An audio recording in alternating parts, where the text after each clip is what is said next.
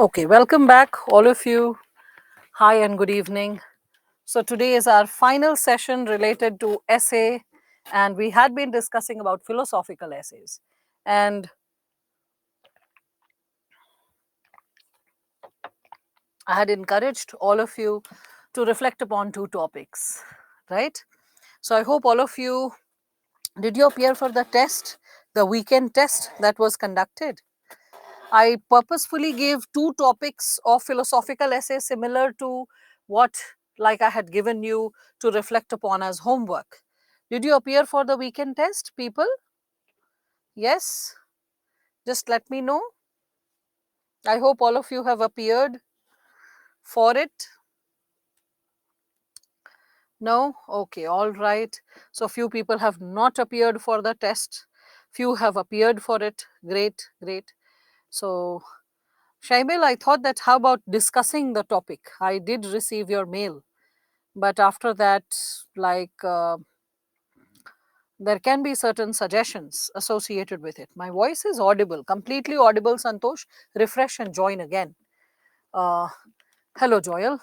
All right. So, as we are reflecting upon this given segment related to essay technology, so didn't appear, few of people, you have not appeared. If you would have appeared, you would have found that like what segments you have created in your homework is something which is helping you to appear for the test as well.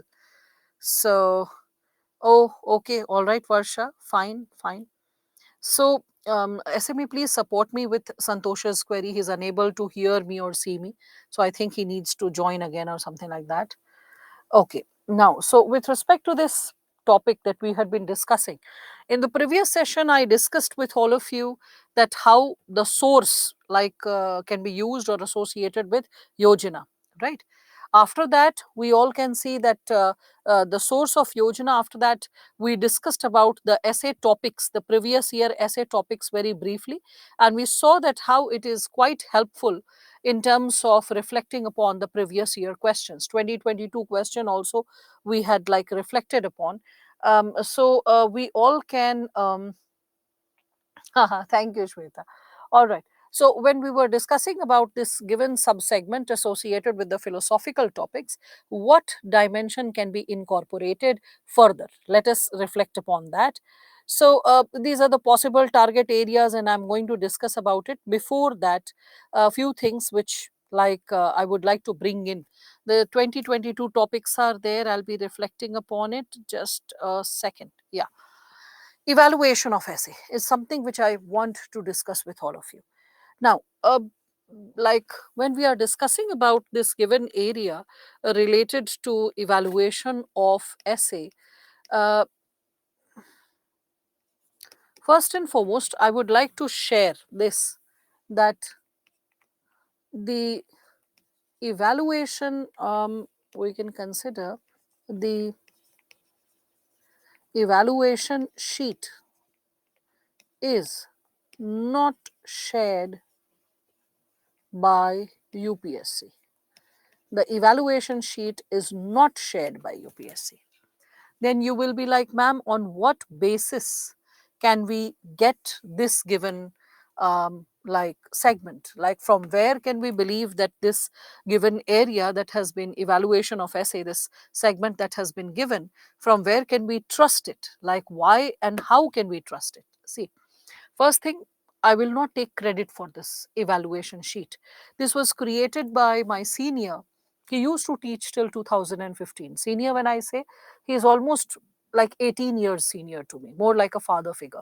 And he was earlier an IS officer, took voluntary retirement, started teaching 1991 onwards. Imagine, I was also a kid at that time, and he started teaching from 1991, and he used to take geography optional, this and that was till 2015.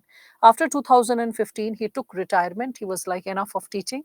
Now I should take a break in this journey, and I should start a fresh journey, new possibilities, and he's doing great. So like in 2009, when I started teaching, at that time I was discussing about the possibility of evaluation. And what happened that in 2013, when UPSC changed its syllabus, at that time there were two things which I had raised before him. One thing, by 3 4 years of teaching, I just like 4 years in fact of teaching, I was very exasperated by the fact that students are not writing enough essay and they're not organizing well. So he was the person who told me that, see, if you really want like the students to organize the essay very well, do you give them certain notes, certain tips? I was like, I just indicate what is what. So he was like, when was it that you wrote an essay last? So this is a question which only a teacher can ask, mind it. So I was like, sir, it's been some time. He's like, still? I was like, see, if you are talking about writing a poetry or like maybe a para or so, I have written quite often. But if you're talking about a like 1200 word essay or a 2000 word essay, it's been quite some time. So he's like, yeah, there is the answer. This time, take up a topic and start writing an essay from a student's point of view, as if you're a student. And when you are doing all the brainstorming, brain mapping, when you're consolidating the topics, recall all the steps that you would have followed, and the challenges you would experience in organizing the essay by consolidating the points in one place. The challenges you experience, that, oh, this point also looks important and this one also, which one to prioritize and why. All those segments, every microscopic detail that you experience as a challenge, how about you document it on a piece of paper? And after that, if you share that with students, then that will make a profound impact. So, initially I had taken down just 3 points or so for organization of essay. And initial sessions, I used to share 3 points or so. Over the time period, as I kept writing, as I kept seeing from a student's point of view, all the micro details of how a student may struggle in creating an essay, and when I started seeing and organizing the points from a student's perspective and noting down the tips, it is that how, like in the previous session, or maybe last to last session, whensoever, maybe Thursday or Friday, I shared with all of you how to organize the essay. So, like, that is how your teachers and mentors nourish you. So he was the person who actually gave me this insight, this breakthrough, that how and why it is important for all of us to, like, see the larger picture and to identify how things ought to be taken care of, how things ought to be, like, nourished or brought together in context. So when I was like discussing about this given possibility at that given point of time, we discussed about this evaluation of essay. So the organization of essay, the points that I gave you, you don't find it in any book. And despite the fact that you don't find it in any book, you are able to bring everything in context, and the reason behind it is the reflection of your teacher from your perspective. So just looking into the details, what probably should be there and what is probably missing and what probably can be created further. Okay. As I believe all of you are able to understand or connect with this given possibility, I can give you further the segment of evaluation of essay. Even this was something which was like a mutual effort. It was not an isolated effort of mine.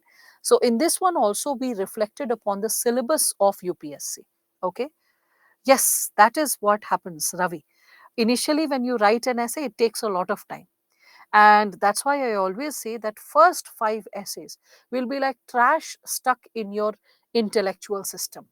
So first 5 essays will take a lot of time, constipated ideas, like, struggling with the right set of words, organizing it, struggling with what should be put in place. That's why first 5 essays are not even worthy of getting evaluated, or there can be a chance of not being able to stick to the word limit or stick to the aspiration of the timing, that you're respecting the timing. All those challenges can happen. It is only with multiple revisions and multiple, we can say, practice sessions that you develop proficiency. Remember, that is the reason that even on Friday, when I was wrapping up the session, I requested all of you that proficiency comes with a lot of writing practice. Remember? So always remember this given idea which I'm sharing with all of you, that try to make yourself as proficient as possible, as like capable as possible with a lot of writing practice. No one can train you as much as the writing practice that you will do, and your own soul, your own brain will guide you towards better writing skills, towards small breakthroughs every time you're writing, smaller, we can say, pieces of achievement as you start expressing yourself by and by. All right. So no one is going to like experience this kind of, I would say, empowerment overnight. That's not going to happen. Whatever we speak, whatever we write, whatever we do, we are a byproduct of our own history. So whatever I have done in my last 40 years, or 40 what initial 10 years, we are in a nascent stage. We don't even have the conscience developed fully. So like let's say my 30 years of academic journey since my standard 3, 4 or maybe 5, 6 onwards till now, and your academic journey like after you were 10 years old or so, is something which is nourishing us to become who we are, and how we are expressing, talking, giving, like making a choice. Like I remember when like my brother was in standard 1 or 2. At that time I was in standard 7th. I'm pretty senior to him. So I was is in 7th, or maybe I was in 8th and he was in standard 2. So at that time, like I pushed him that, see, do something, memorize vocabulary properly. That makes a world of difference, because I myself was doing, and I was motivated by my grandpa. So at that time when I had encouraged him to build upon his vocabulary, this kid, like I used to introduce new words to him, and I was not in standard 8 capable to determine which word is suitable for him and which one is not, or which one he'll be capable to remember and which one he won't be able to remember. Anyway, I kept introducing words to him, because anyway children start learning at a young age, and like let's say people who are born in a country where the native language is English, children get exposed to a world of words, isn't it? So because we are not native speakers, thus we struggle, right? So I encouraged him to think and like remember new sets of words. So what happened that I like introduced him to this word nostalgic. And he was like, because I was introduced to that word in standard 6, so I thought why not he also learn it. So in standard 8 I introduced the word nostalgic. He's like, what is nostalgic? It's like every time you're missing something that you have done or experienced or lived or been to a place. So he was like, okay. I was like for example, suppose if you want to eat an ice cream and it is winter and you don't get to eat an ice cream, so you'll feel nostalgic about having an ice cream, and nostalgic about summers, and going to, like let's say, grandma's place during summer vacations and having ice cream over there. So you're feeling nostalgic about grandma's place and having ice creams over there. So he's like, yeah, yeah, yeah, right, right. He remembered. And what happened, after 2 weeks he forgot the meaning of the word. So he had a fight in school with like one of his friends, and as he had that fight, he like he like was really angry. He was fuming. His friend said stupid, so he also responded like, you stupid. And then after that, he when he became more heated, he's like, you're such a stupid idiot and nostalgic fellow. And his friend could not understand the word. He's like, he said some big word, it's some very big cuss word, okay, कुछ बहुत बड़ा गाली दे दिया, भारी वाला गाली दे दिया है, and neither of them knew the meaning. My brother had forgotten and his friend could not remember.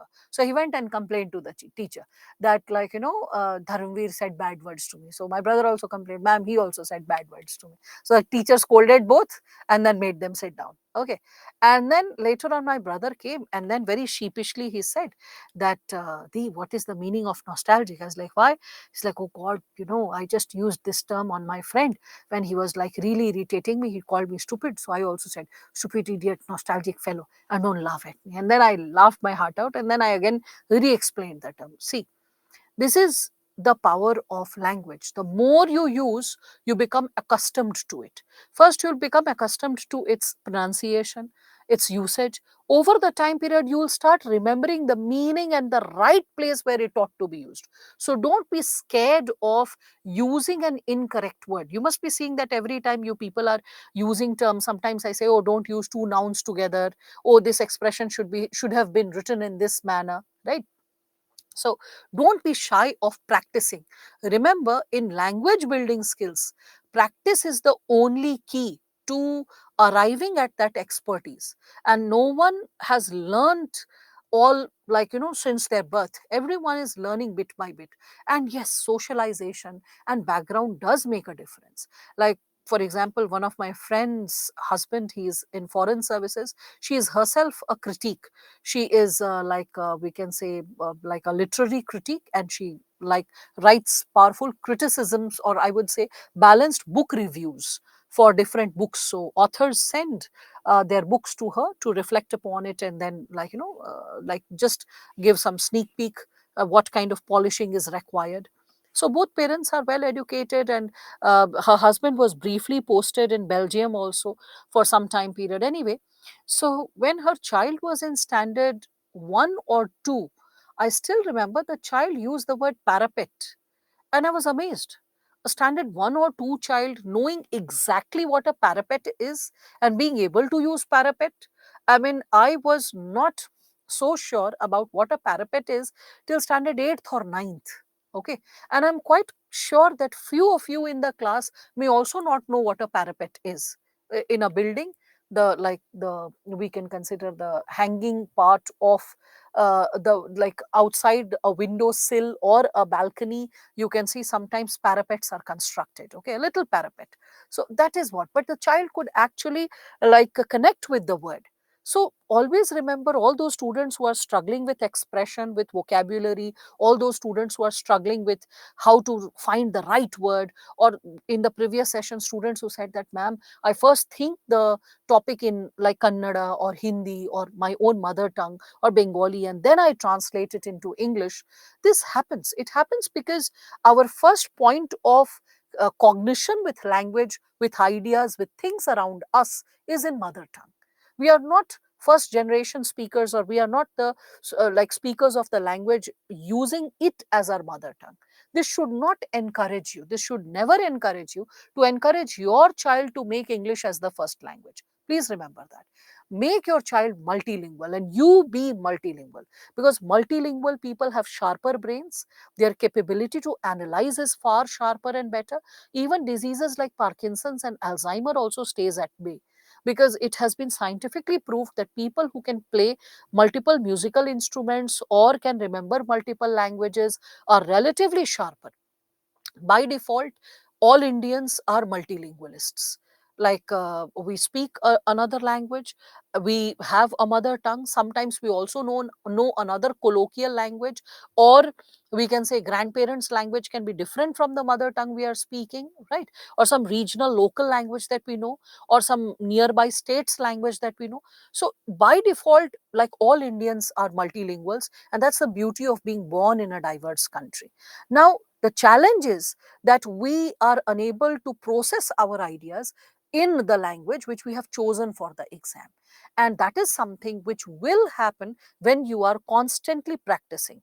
So, what we are talking about this segment, we all need to understand that you all can, consolidate the information together, and all the things which you are constantly nourishing, learning from different subjects, consciously make an effort to memorize it, consciously make an effort to organize it, consciously make an effort to reproduce it. In the absence of revision, revision is not revisiting. Revision is when you visualize the concept once again, when you introspect and try to connect with the concept once again. Okay, so when with multiple revisions and multiple, we can say, practice sessions, you will be able to gain that level of confidence in your expression, which you might not be having in the first test or in your first practice session, which many of you have done like yesterday or day before yesterday, as many of you are sharing right now. So this is something which we will be reflecting upon this. Okay, so that is something which I would be sharing with all of you. Please get into practice session. That's the real breakthrough that you can create for your preparation.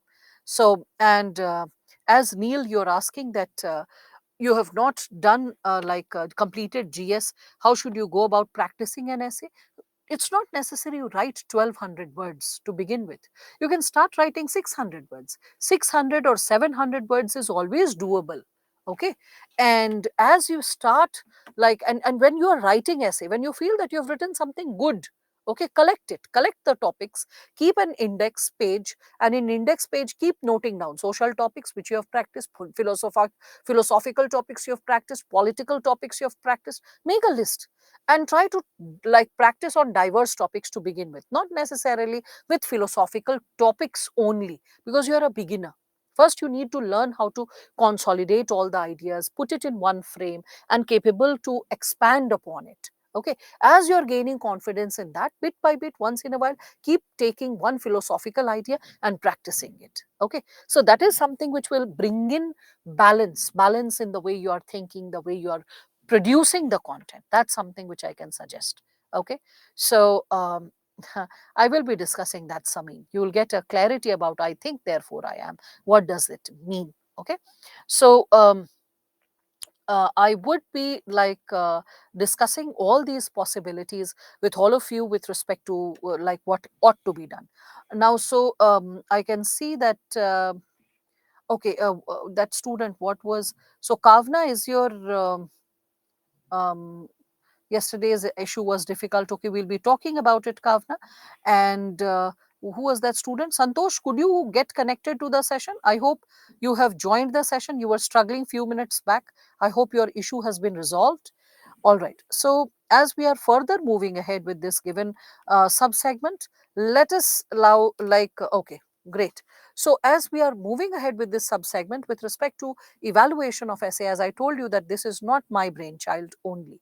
There was this senior of mine who, like, actually gave this insight, the one who was I was talking about, that who was an IS officer and later took voluntary retirement, was moreover interested in teaching, so started teaching since 91 onwards till 2015. So in 2013 we sat down with the syllabus and we reflected with respect to the syllabus, that what kind of content ought to be created, and what will be the sub segments on the basis of which UPSC will go ahead with respect to evaluation of the essay. So when we were reflecting upon the various sub segments that probably UPSC will engage in terms of evaluation of the essay, we actually reflected upon the syllabus, and all the segments which UPSC would require, the personality, the traits, the insights which UPSC would require to see in a student. So when we were breaking open the syllabus, if you remember, the syllabus was written, candidates may be required to write essays on multiple topics. So why do you want to give multiple topics to a candidate? Because you want to test multi-dimensionality. That's why you are aspiring to give multiple topics. Okay, so if you remember the syllabus, the qualities that the syllabus wants from you, the qualities to be tested in a civil servant. So the qualities which UPSC would be looking forward would be multidimensionality.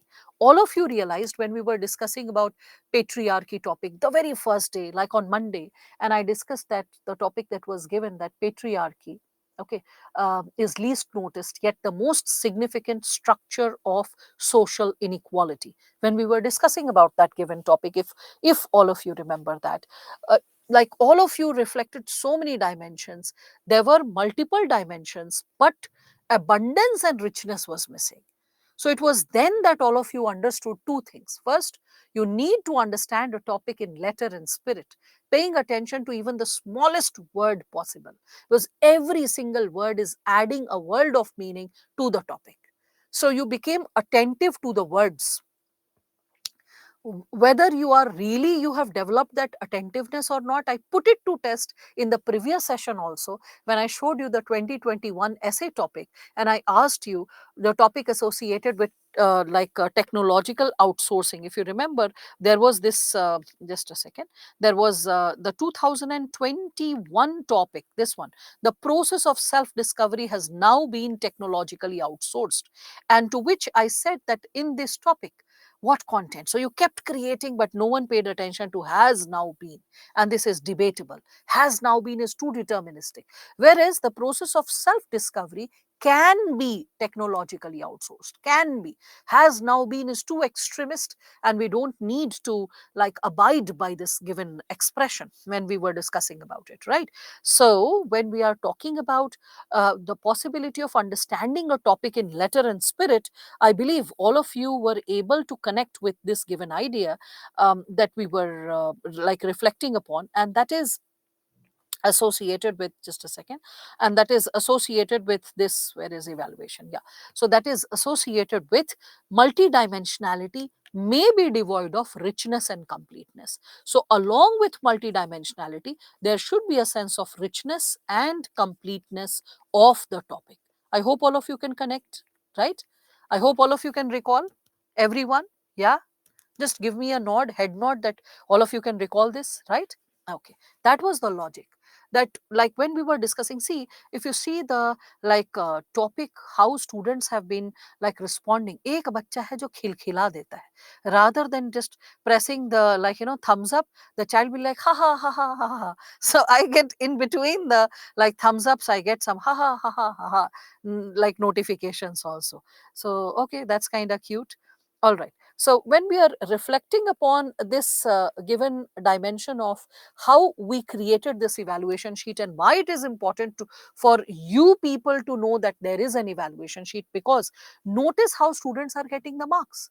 Someone gets 131, someone gets 167, someone is getting 145, someone is getting 128, or someone is getting 123 or 132. Okay, so someone is getting like let us consider 113. What kind of marks is this? Like if, like let us consider, if you or I were evaluating, so out of 125 marks, if we had to give marks in essay, so 125 marks each essay, and if we had to give marks, there was a fair possibility we would have been giving 50 or 60, 55 or 65, right? Something like that, right? 70 or 75, something like that. But there would have been a wholesomeness in marks. It would have been like 51, someone is getting 47, someone is getting 63. A person would ask, no, that on what basis there is a difference in 1, 2, 3, 4, 7. Those possibilities could have been asked, right? So there is a finer possibility of evaluation. There is a possibility that the evaluation is done on some finer parameters which helps us to arrive at understanding what ought to be there, what segments ought to be incorporated, which would be evaluated specifically, due to which this difference can be caused in terms of marks.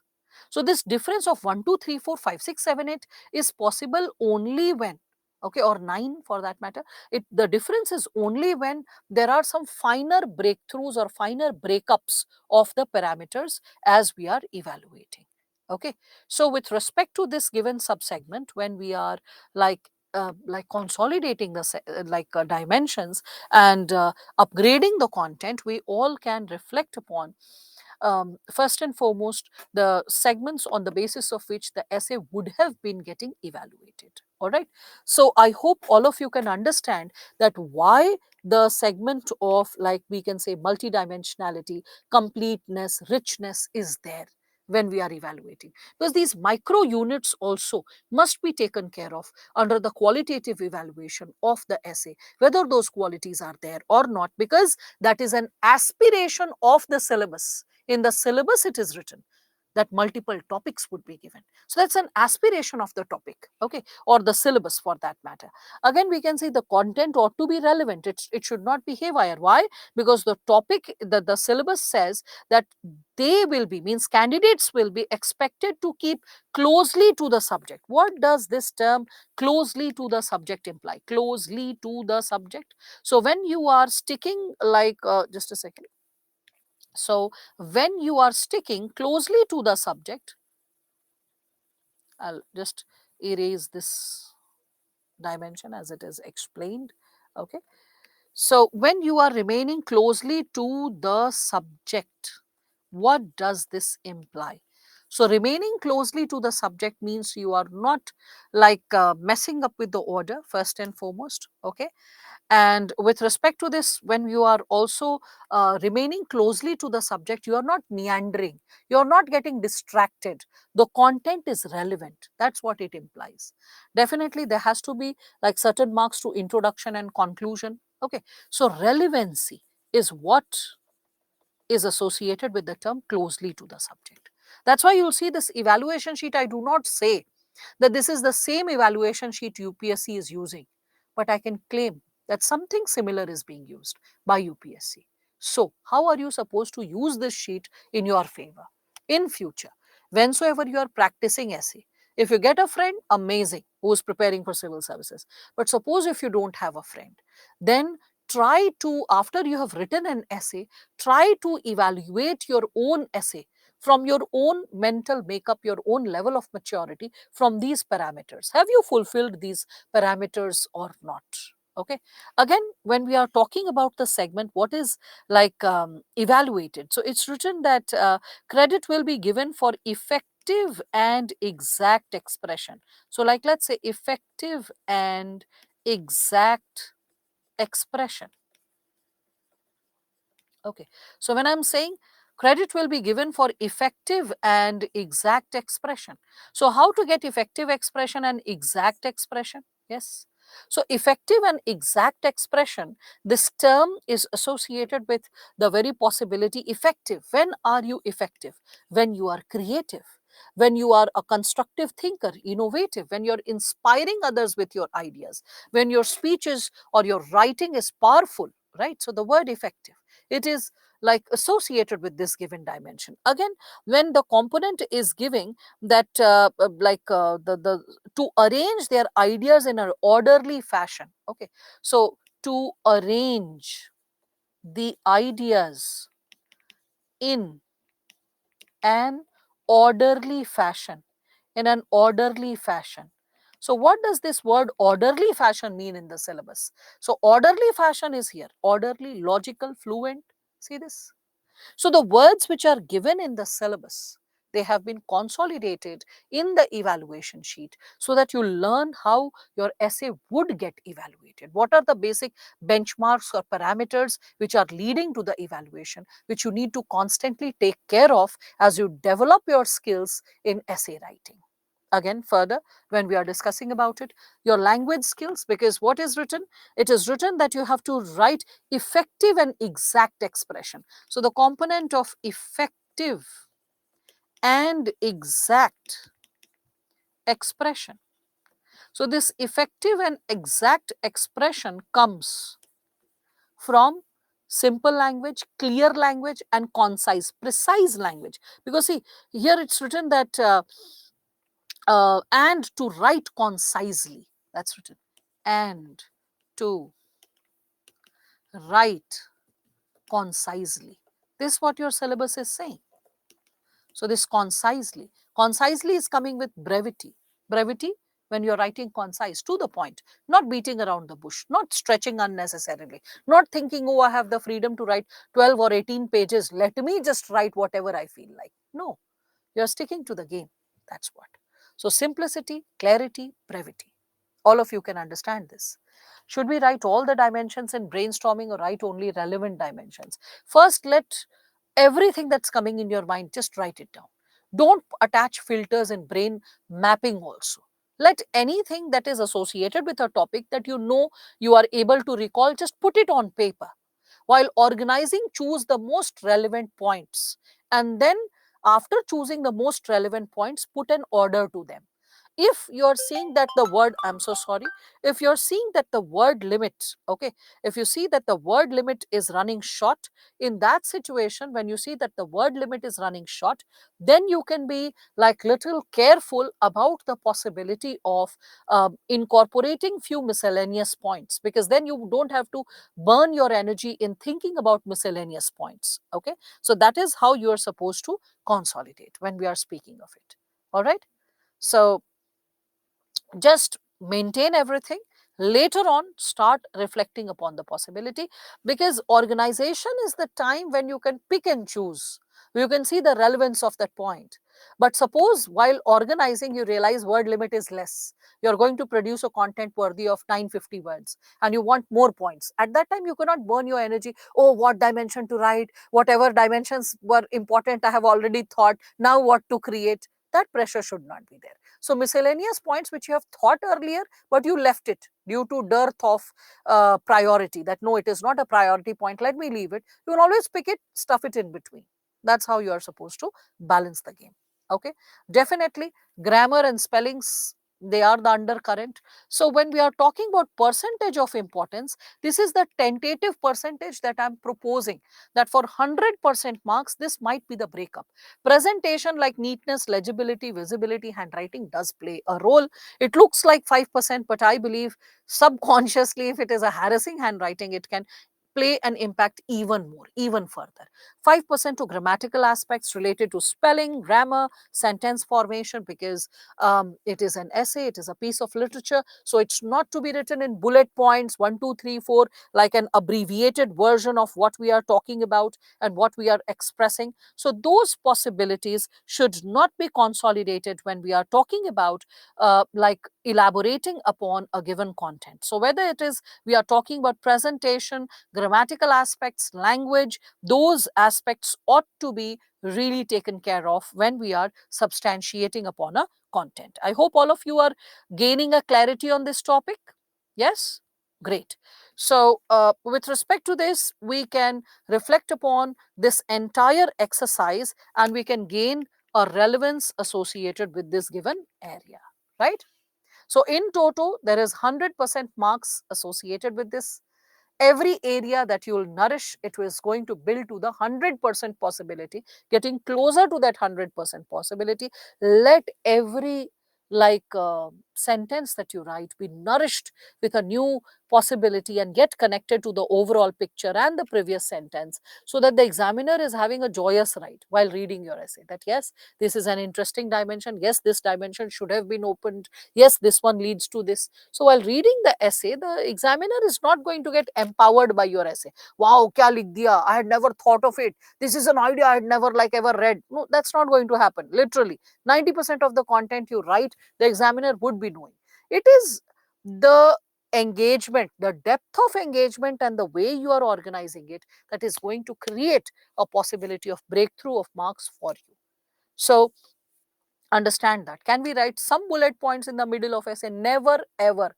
No bullet points at all. In do's and don'ts of essay pile, I had explicitly mentioned any student who has not gone through the do's and don'ts of essay slide, which was probably discussed on second day. Okay, second day end or third day towards the beginning of the session.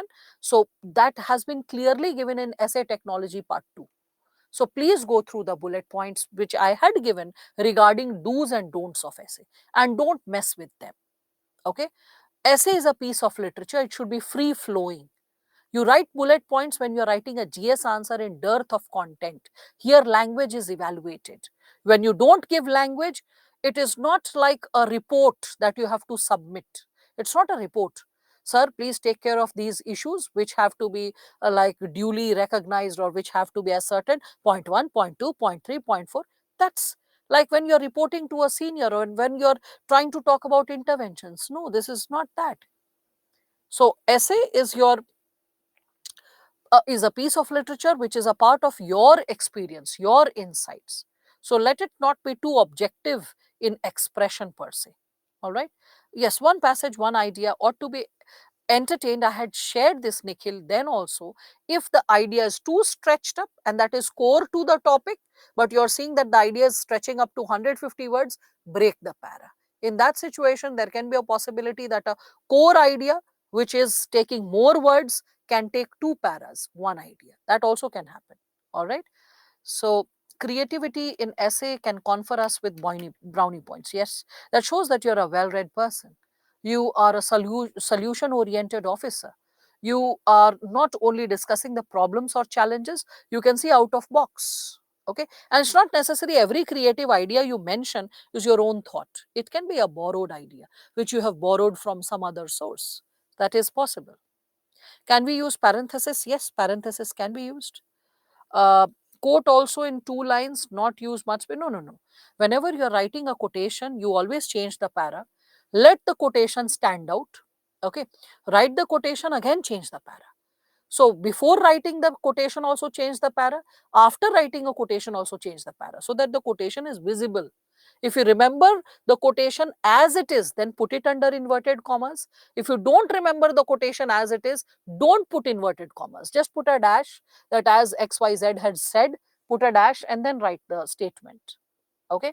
If you don't remember who has said, as popularly said, put a dash, write down the statement. So these are the ways. When we have different points, how to make a flow out of them. Dheeraj, did you practice it? Because it doesn't seem that you practiced. Because if you would have practiced, you would have remembered the school days methods. How during school days, when you are writing just a 5-page essay, for different points, you are making different paras. Essay is not alien to your system. Essay is a part of your thought process since school days. The only issue is this time the essay quantity is stretched. Okay. So methods and techniques which you used during school days are no more effective.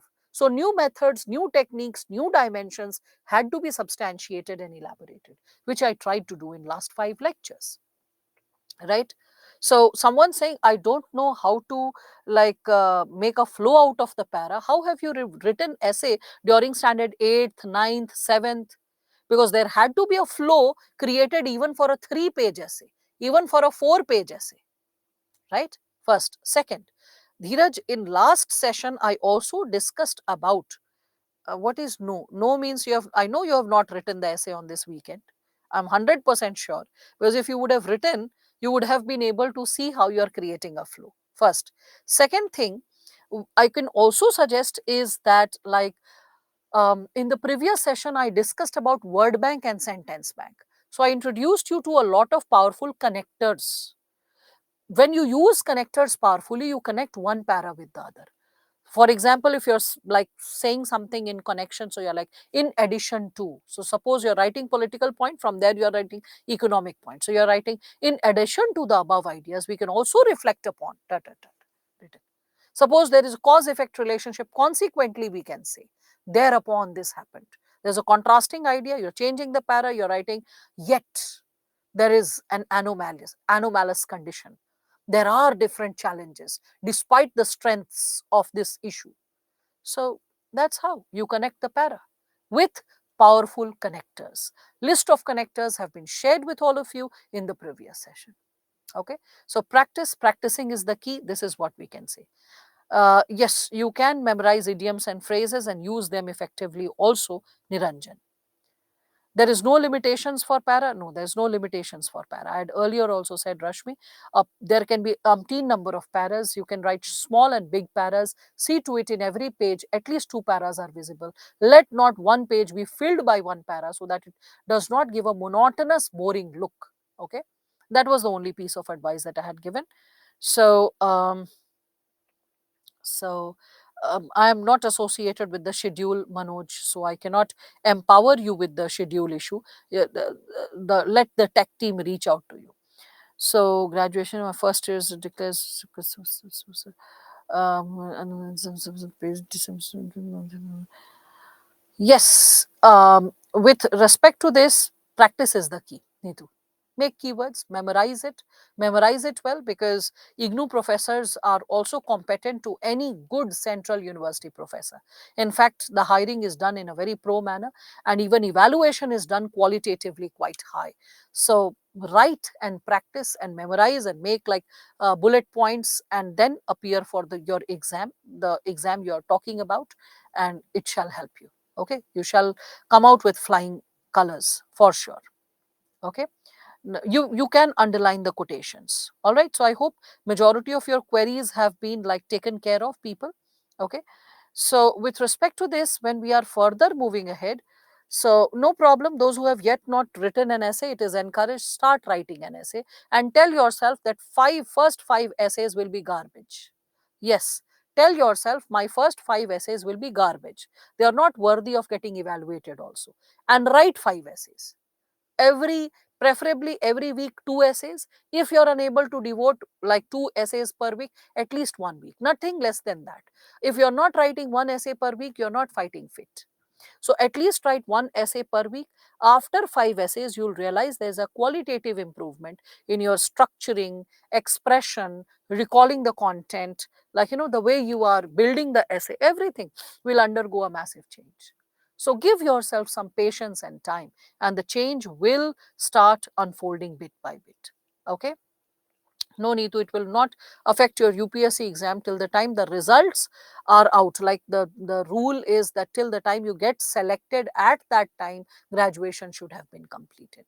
Okay, so not an issue. So don't worry, even if you're appearing for the exam in December, the results are out within few months. So by the time you'll be filling the form, you can do that. So graduation third year appearing student can appear for UPSC prelims exam, because the mains detailed application form is filled later, that is, like, you can see by June or so. So don't worry. All right, anyway, so no, there is no time for writing the essay.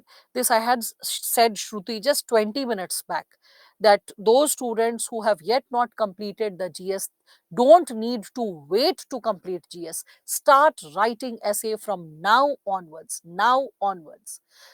First start writing 600-word essay, 700-word essay. Bit by bit, the size will grow, the content will grow, your flow will grow better. Okay, so there is no ideal time to start writing essay. This is the time. All right, now, so I believe all of you are getting some kind of clarity regarding all those knickknacks, smaller, like we can say, butty issues which were creating problem in your preparation or in your expression. And remember, 5 essays, be kind to yourself. Kind to yourself, because you've never written such essays in your life, such long essays. So be kind to yourself when you're writing smaller essays, or you're taking more time, or you're struggling with language, you're struggling with expression. Be kind to yourself. Tell yourself, I've not done this exercise ever in my life, yet I'm having the courage to do it. So how about doing it by and by? And when you are giving yourself that freedom of space to operate, you'll realize that with a fresh sense of courage and regular practice, you'll catch up. The time you are taking will reduce, the quality you are producing will grow better, the flow and synchrony of ideas will be improved. All right. Uh, Pili, as you're asking that how to generate content for essay, I'm sorry to say you have missed my first 5 sessions.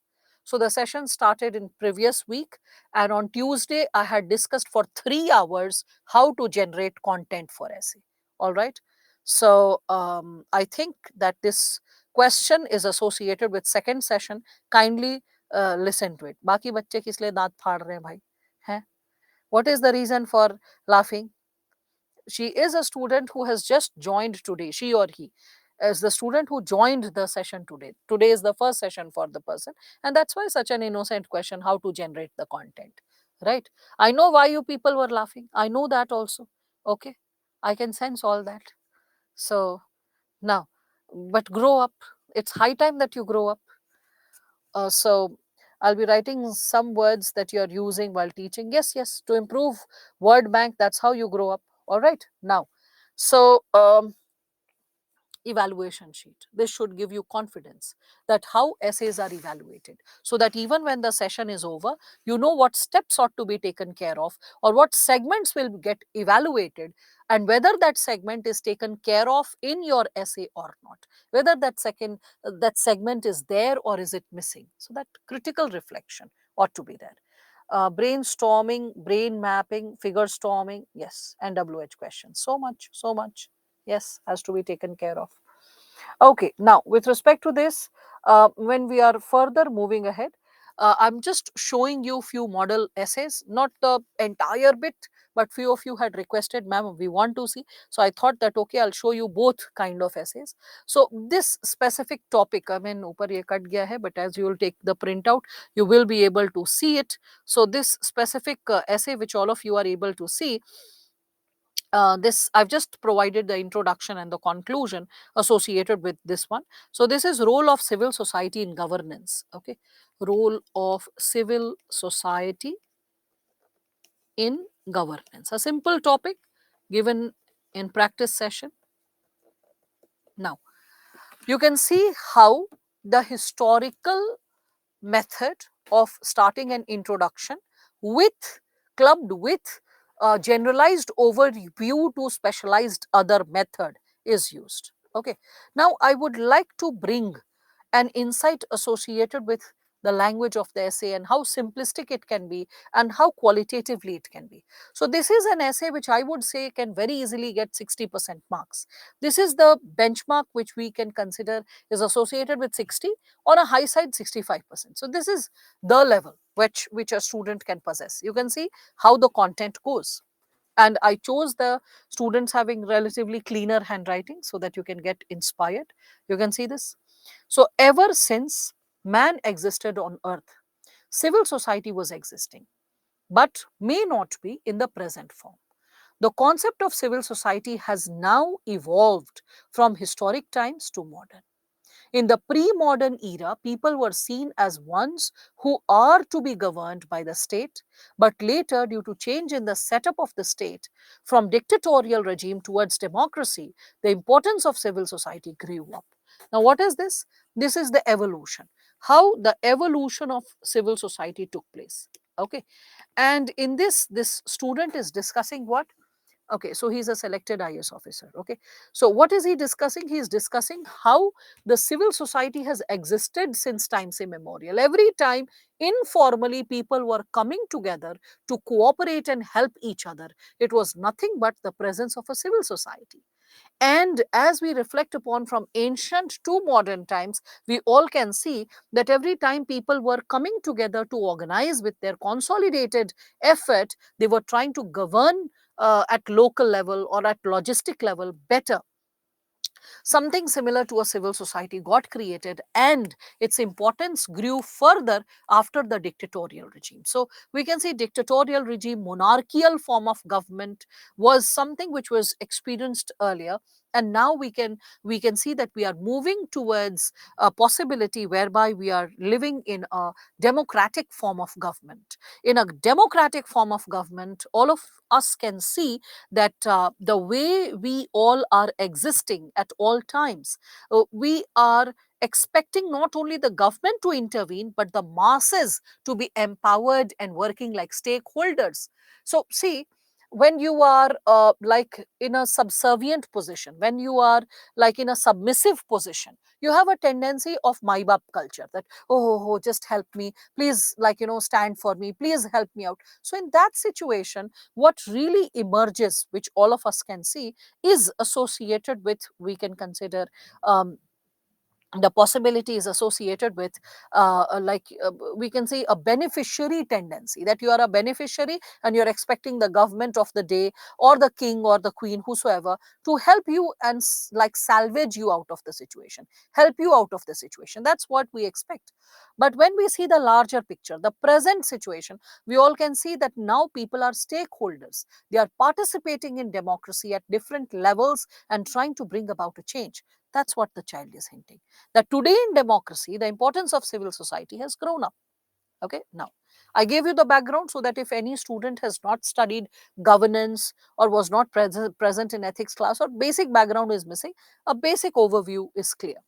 So people started asserting their rights in groups and put forward their demands before the government. Okay, now you can see simple words like asserting their rights in groups. I have seen students understanding the meaning, not using it. See this.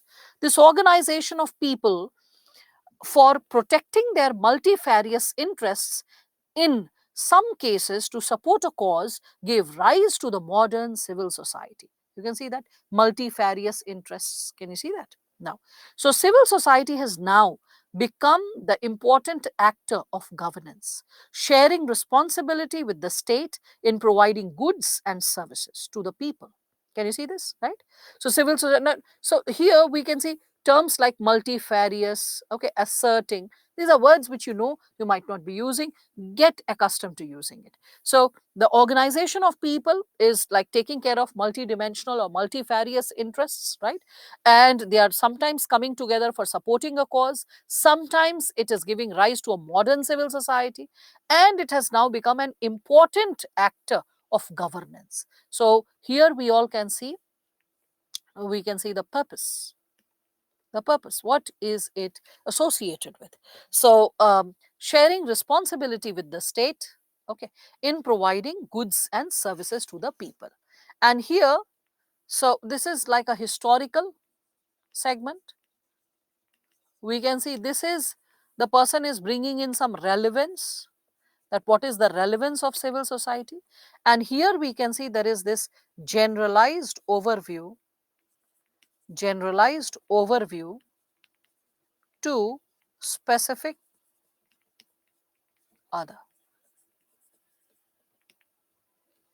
Okay, so generalized overview to specific other. Here all of us can see this. Okay, so over here, when we are seeing this given dimension, to understand a civil society in its entirety, it is imperative to know what civil society actually is. Maybe some student is struggling with this word imperative, right? So probably I should erase any other word other than vocabulary, so that all of you are like getting inspired even by the vocabulary.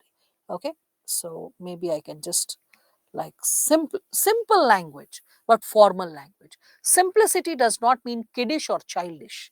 You can see this, right? Again, so to understand the civil society in its entirety, it is imperative to know what civil society actually is. Imperative means it is important, okay, unavoidable. It is it is something which is extremely important to be taken care of. So types of civil society, its tools of action, and critical analysis of its working. This is generalized overview. Now we can understand that in the four coming paras, the child will be talking about uh, a lot of segments. After, like, we can consider, this is a typo error, this person should not have applied a comma after a exclamation mark. So we can understand that as the child is elaborating upon this content, this person would be writing in the forthcoming paras how civil society is very important, what are the types of civil society, what are the tools of action, and the critical analysis of its work. This, right?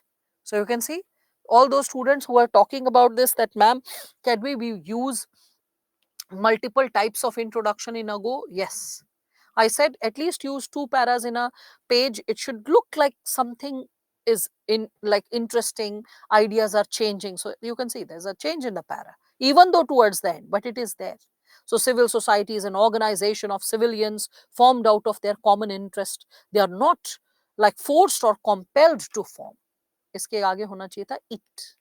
So silly grammar mistake, something that missed out. We are able to notice that as well. Okay, I'm not going to read this entire bit. I'm just like leaving it for all of you to read, okay, and get inspired by it. What is simple language? How the dimensions are, and see in GS, these are the segments which you put in bullets. And how to avoid bullets and paraphrase the information, you can just see that. All right. So this is to inspire you to learn how simple yet formal language ought to be used. Okay. Right. I hope all of you can see that. Please show one example of how other language phrase. Yeah, you'll find that. You'll be finding that. That's just like further ahead. Onkar. The example is just waiting for all of you. So you can just read this essay and you can get inspired. So something like 5 pages have been lifted, not the entire essay. I have missed 2-3 pages because I was not interested to share the entire essay of a student. I wanted all of you to just get a sneak peek or a glimpse how essay is written. Okay, see this one. So this was India of my dreams. Now, India of my dreams, as you were asking Onkar ma'am, how other phrases are used and how the like of other language it is used, you can find this. Sulahe kul, sarvadharm sambhava, vasudhaiva kutumbakam. You can see that, how it is written. Okay. Preferable is like you could see when I was discussing the Yojana content. If all of you can recall, I think it was somewhere over here. If you remember, you can see it was written over here as well. In the previous session, I had highlighted this. So here it was written Vasudhaiva Kutumbakam, the world is one family. That's ideally how phrases of other languages are used, Onkar. All right. Now, getting back to what we had been discussing.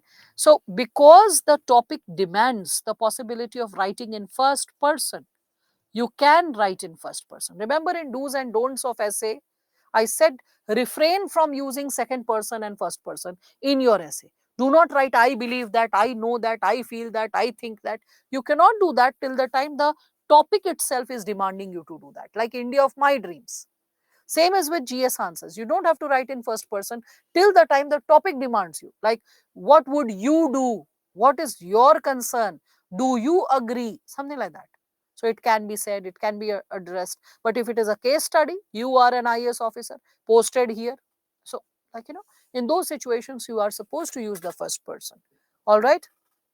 So, can we underline keywords? Yes, you can. Good, you're reading the Hindu paper, Gulab.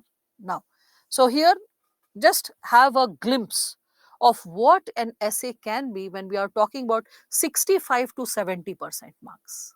Okay. So 65 to 70% marks, what kind of essay gains that kind of possibility? We will be reflecting upon that. So I showed you what is 60 to 65% marks: language, expression, engagement, right? See this one. So this child, he has engaged in like creating his own quotation sometimes, or borrowing other quotations, writing it in his own words. You see that kind of smartness going once in a while. So as we all can see, can we give title to the essay? Why will you do that, Santosh? Why will you give title to the essay when the examiner has already provided a title to the essay and you have to develop the content around the title? So I could not understand the question, or probably you wanted to ask something else. Yes, in this, many paragraphs are also there because the person is proposing a lot of ideas for his country. The topic is there. So past was good. And one more thing is there, Ghulam. The thing is, his handwriting is too like squeezed, too teeny tiny.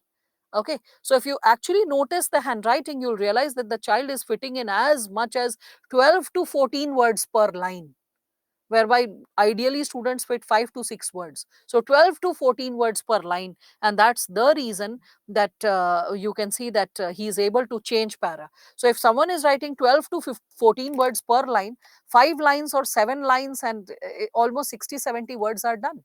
That's why so many para. That's also there. So here, as we are reflecting upon this, we all can like connect. You can see this, just a brief overview. Past was good, present is better, and future shall be glorious. This is the first thought that strikes my mind as I close my eyes and cherish a dream for my motherland. Because India of my dream. So, what are you dreaming for your country? He's starting with a quotation, and this quotation is not minded given by him. He modified the language and then he just like supported the content of the essay as per the suitability of the topic. Started with a quote directly, yes, that's possible. So, this is the first thought that strikes my mind as I close my eyes and cherish a dream for my motherland. India, in its earlier days, was a fountainhead of philosophy and ideas, a haven for religious syncretism, and a canvas on which likes of Buddha and Mahatma stroked with the brushes of peace, plurality, and patience. But today, this land of erstwhile golden sparrow has lost its sheen and is struggling hard to redeem its lost glory. Changing the para. Today, our priorities seem grossly misplaced. We are part of a mad race where strength of a nation is measured by the arms and ammunition it possesses, rather than ideas and intellect it breeds and values it stands for. Today, we are flaring in the fires of communal violence, mutual hatred, and growing apathy. I hereby propose, because India of my dreams. So, first identifying the problems, first recalling the glorious past, then identifying today's problems, and then proposing the change. You can see the order. So I hereby propose a change, a radical change in the way the things have been looked upon and dealt with. India of my dreams, in contrast to present, would be at peace both within and without. See, such a wholesome expression. Okay, without any quotation, this kind of expression, that India of my dreams will be at peace both within. Within means inside the system and without. All this, the energy, all the expressions, all the possibilities we are seeing emanating out of it. The way the larger world is getting connected and able to witness the possibilities of this country. Anyway, where the requiting bullets, deadly guns, and blazing bombs will be silenced by hymns and bullets, by hymns and prayers of peace and tranquility. The wind of love and compassion will steer clear the clouds of communal strife and heal the wounds of tumultuous past. On global front too, where nations are vying and dying for supremacy, India will enliven, stand by, and spread its age-old principles of Sulehe Kul, Sarvadharm Sambhava, and Vasudhaiva Kutumbakam. We will strive hard for a world order where boundaries will fuse seamlessly and let love, compassion flow through. India of my dreams will be a young nation, a true democratic setup with with government of the people, OF of the people, FOR for the people, and BY by the people. In caps, he has written all of it. Unlike today, where it's denigrated to of the people, where the governments are distanced from the concerns of the people, okay, because of looming corruption, all patterns of lack of transparency. So he's just hyphenated that of the people, for the people, and BUI by the people. Okay, you can see that. And you can again see this given possibility that it might look like, oh, it is so idealistic, it is so like loaded with ethos and peace and tranquility and silence. No, he has also opened multidimensional ideas. I can just show it in the last bit. All this you can read, the in between ideas which he has incorporated, the statements he has proposed. So you can just read it. I'll just show you the last bit because I have removed in between pages. What is the need to like make you read so much of content when the same topic will not be repeated? Okay, what you wanted was inspiration, how good essays are written and how they are connected. So I'm just showing you the last page associated with it. So satellites and VSATs will transform the world into a global village. Okay, so prior to satellites, if we are talking about it, what is written in the previous sentence, I'm just reading that out.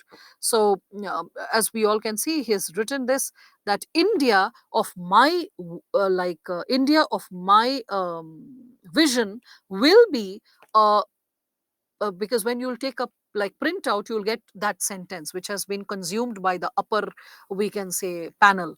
Or I don't know whether you're able to see the upper panel or not, but if you can read, then, because for me it is not visible, maybe because of like the setup for me.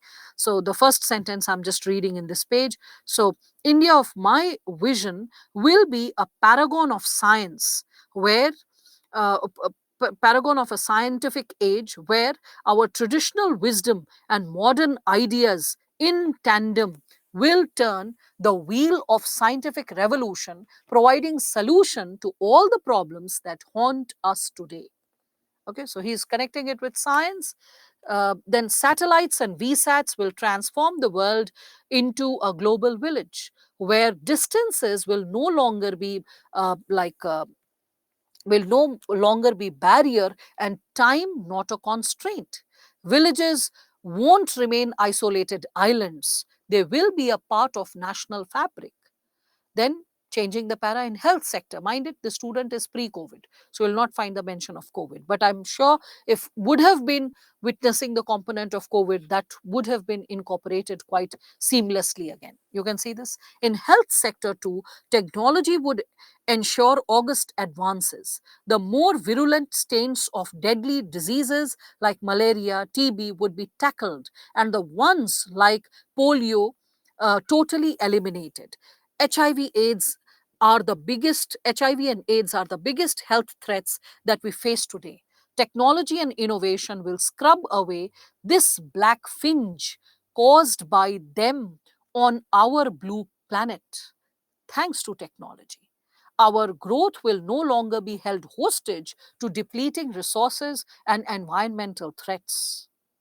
Nanotechnology, fuel cells, and efficient utilization will bring us free from the energy shortage, pollution, and resource insecurity. These emerging cutting edge technology, so here art of state of art technology could have also been written. That's how you use vocabulary in action, right? So these cutting edge technology together with innate genius of Indian people. Now see, this is the mistake. PPL, subconsciously it happens because the flow of idea, you're habituated to write like that to your friends in messages. So this will truly make India a world leader and a prosperous nation. This is my vision, profound yet practical, high yet reachable, and simple yet beautiful dream for my nation that reverberates in my soul with, and now he is copying the expression of a song, every breath I take, every move I make. I'm watching you if you actually watch the entire song. So, anyway, so reverberates in my soul with every breath I take, every move I make. Full stop. Because the topic is India of my dreams. So, constantly the engagement in first person. And you can see that how effortless and yet rich the content is, and so multidimensional it is. So that's why I said the previous one was 60 to 65%. This one is 65 to 70%. You can always segmentalize. You can always sense what is better, how. And I have to create a benchmark for all of you that inspires you. Oh, yes, this is the level that I have to reach, aspire to reach, make an effort to become like that. It doesn't happen overnight. That's why I said practice is the key. Constantly practicing is the key. It's rightly said, the future belongs to those who believe in the beauty of their dreams and work for it. See, he's not quoted the person. So he's written, it's rightly said that, and then under quotation.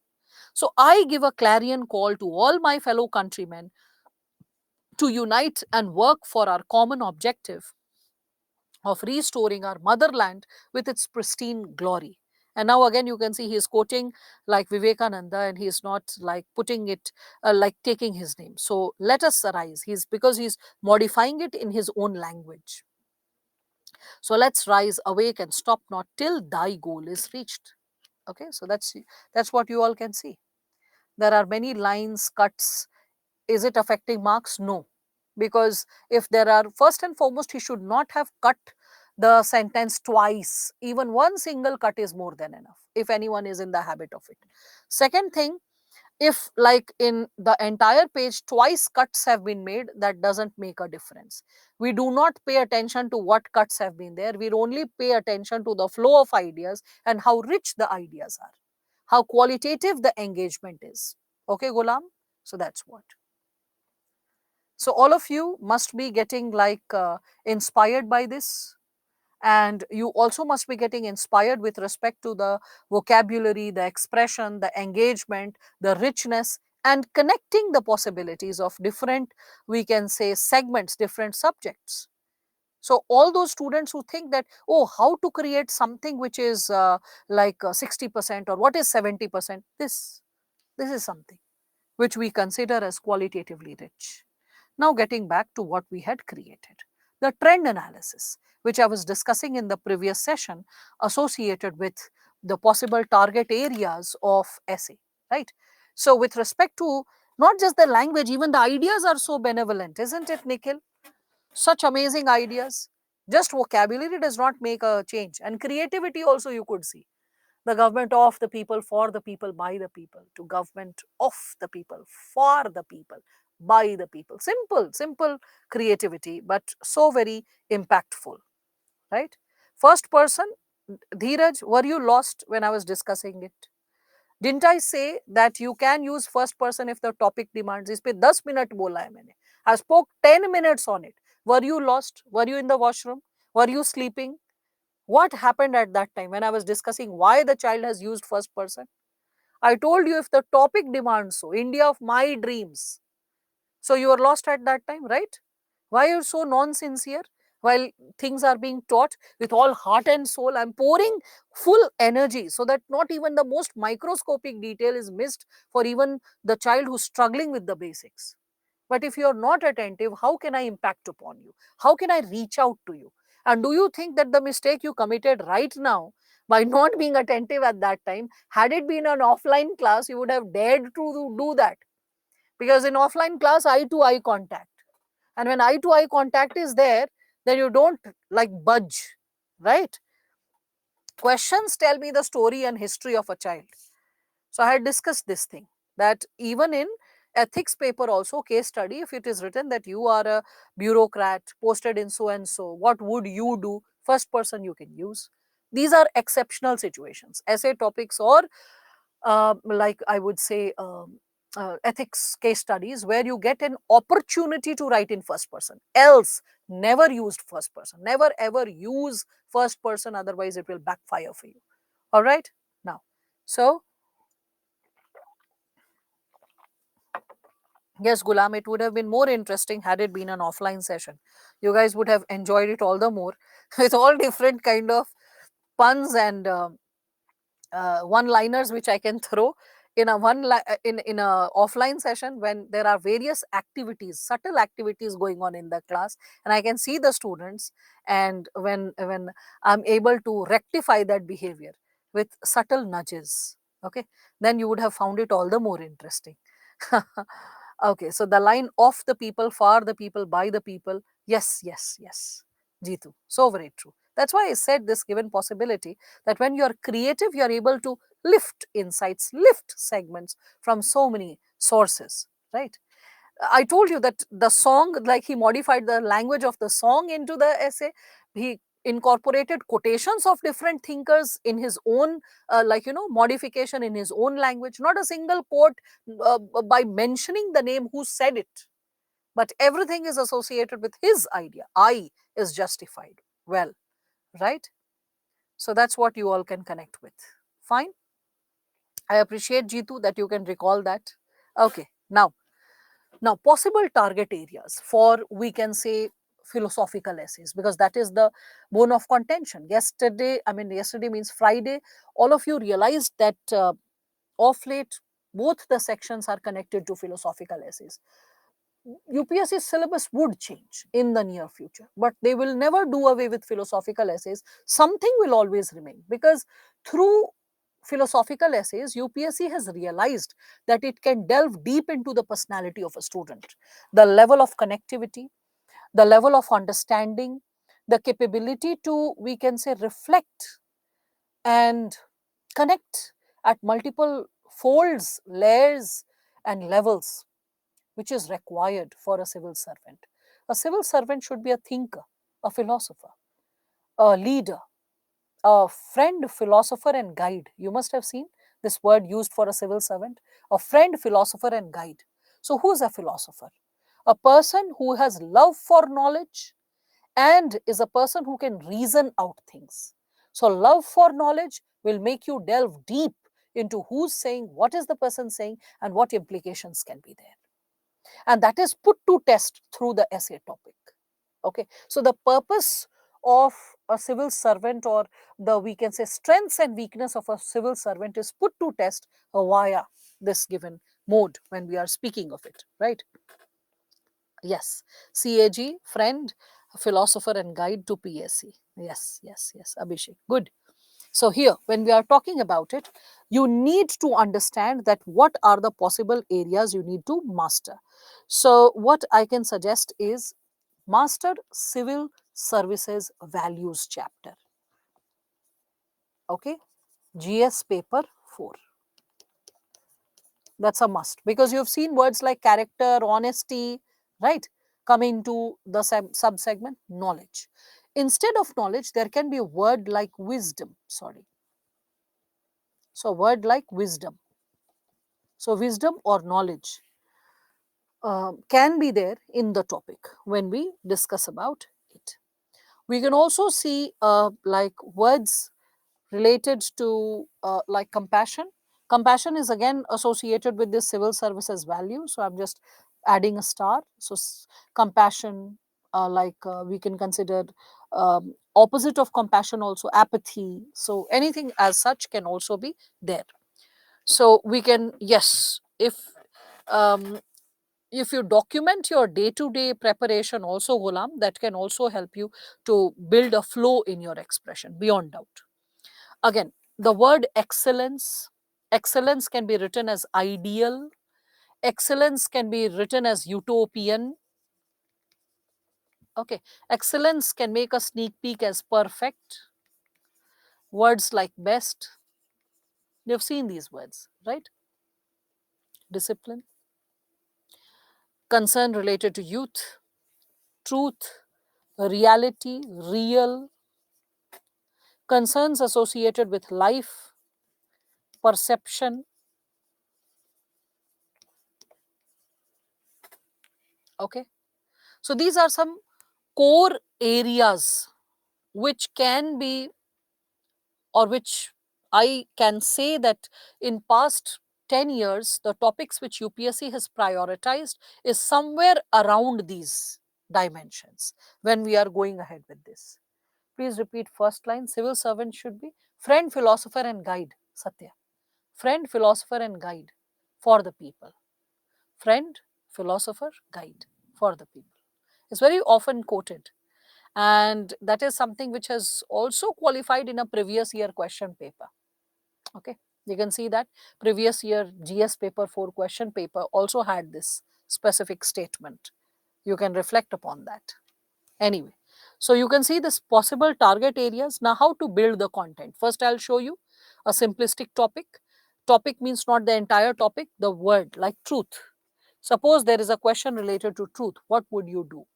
And then we'll practice like how we can spin an essay, how can we can create a content in the essay related to the topics. So we can see this.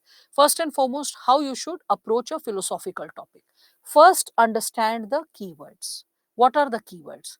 Then bring all the perspectives that you know to the table. Bring everything that you have understood so far, everything that you have learned and you have been exposed to, bring it in. On table means bring it on. Like one of the students wrote this towards the beginning of the session, the topic that I have given like as homework. So one of you like got stuck up with it and said that, ma'am, I was unable to understand the topic only. So I was like, no worries, I would be like substantiating this given dimension to all of you. So in this given topic, I think, therefore I am. For example, I think, therefore I am. In this given topic, what should have been initially done? Memorizing the topic. Then only you understand the keywords. So you memorize it multiple number of times, right? I think, therefore I am. Right? I told you thinking is not possible for animals. What is thought?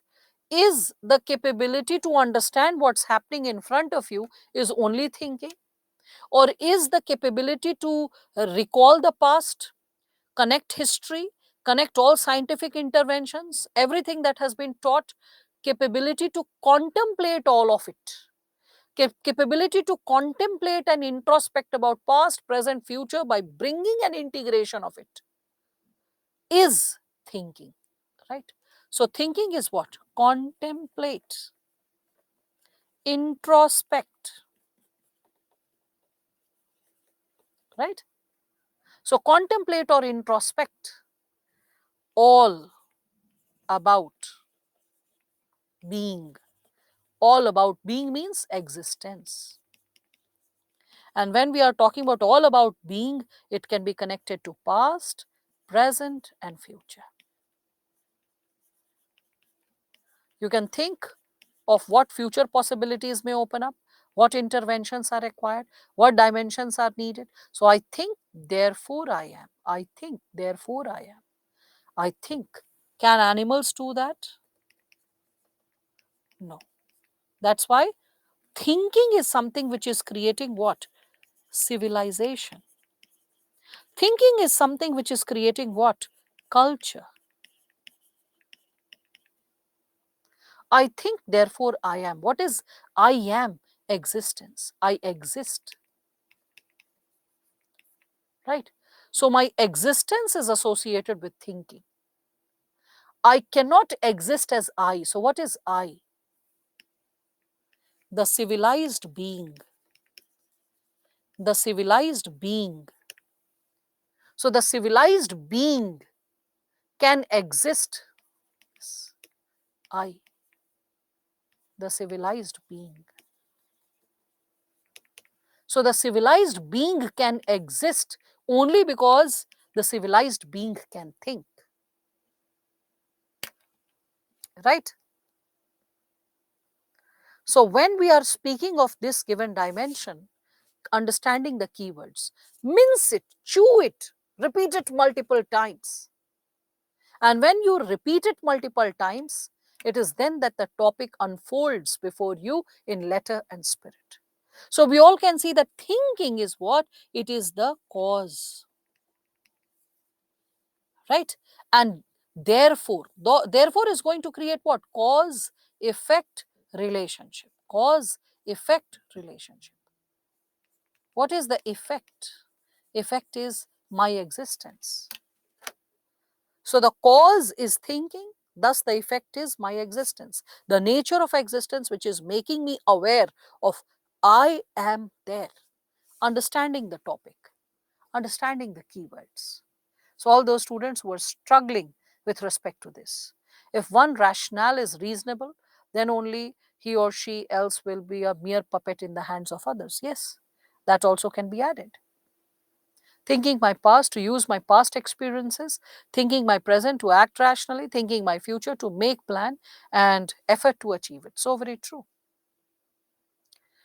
It can be associated with individual, community, society, a country, everything. Sahil, we have discussed about levels, how the idea of I can expand, right?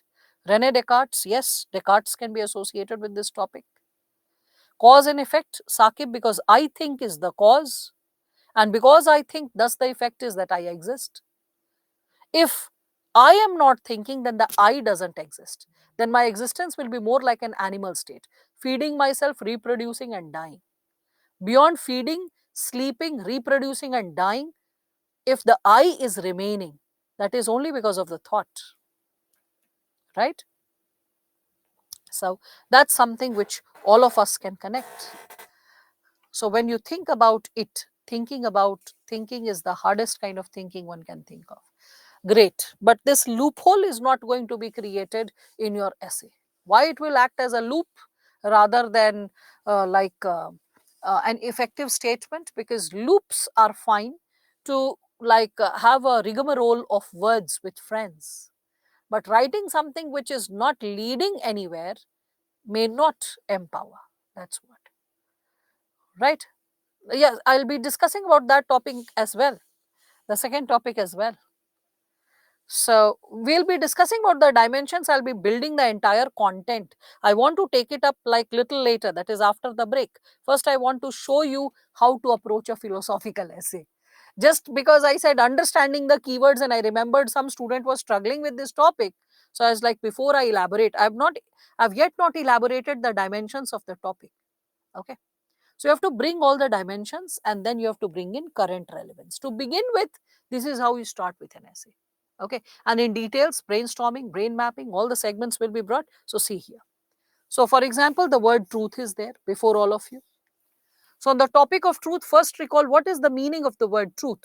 So recall all the synonyms that you have been knowing, that you have been understanding.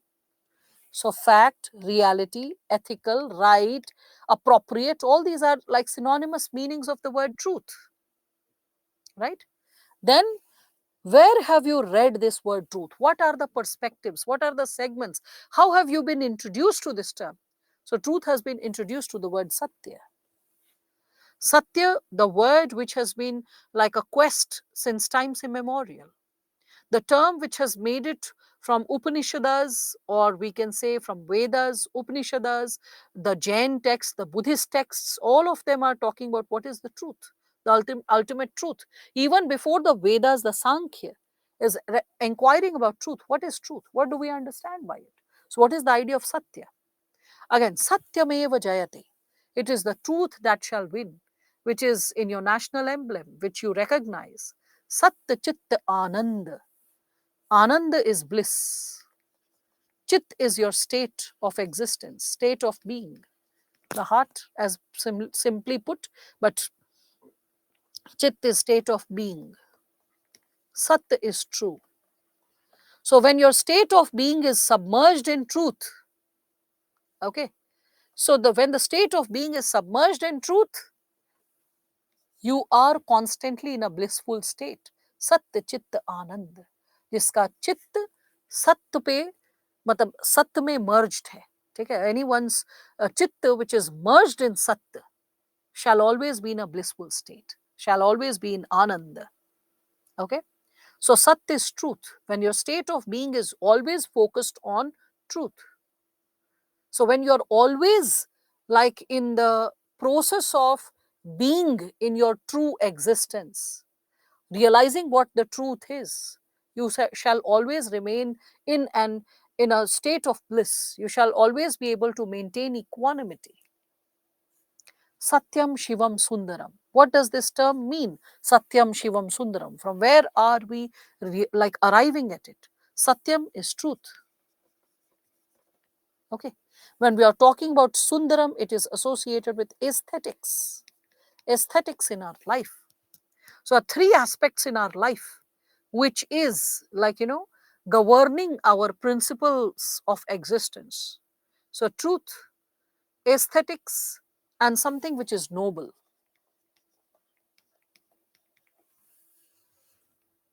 Pure, noble. So it is truth, okay, the noble existence balanced with aesthetics of life, that it is creating a balance of existence. Oh, yes, there was an old song also, but well, it's not God per se, Payal. When you actually get into the world of philosophy, oh God, I was just getting about to sneeze. This is a very funny situation.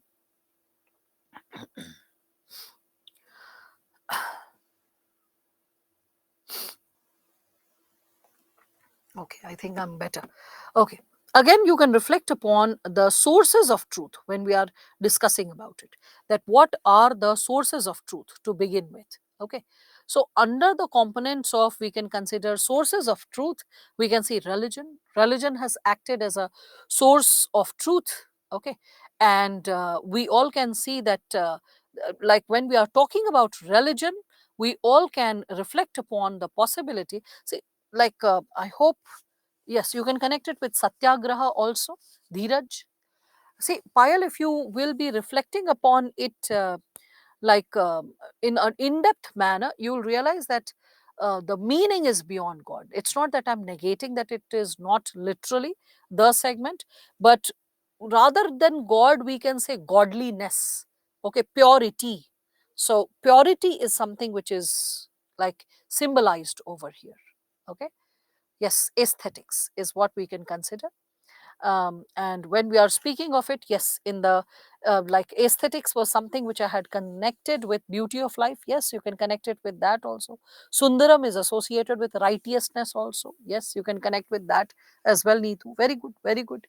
Okay, so when we are talking about these possibilities, this all this will lead to the dimension of self actualization. Yes, balance of life. Yes, sources of truth when we are talking about it. So religion, it gives us what is right in life, what is wrong in life. So religion introduces us to the idea of like truth. Media can inform us about what is happening around us if there is no yellow journalism.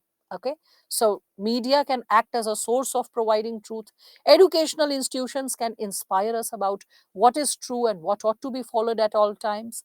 Law can inspire us with this given possibility. Social norms, thinkers, philosophers, leaders, reformers, administrators, all these, when they are, we can say, free from any prejudices, biases, or stereotypes, they are able to guide us as source of truth.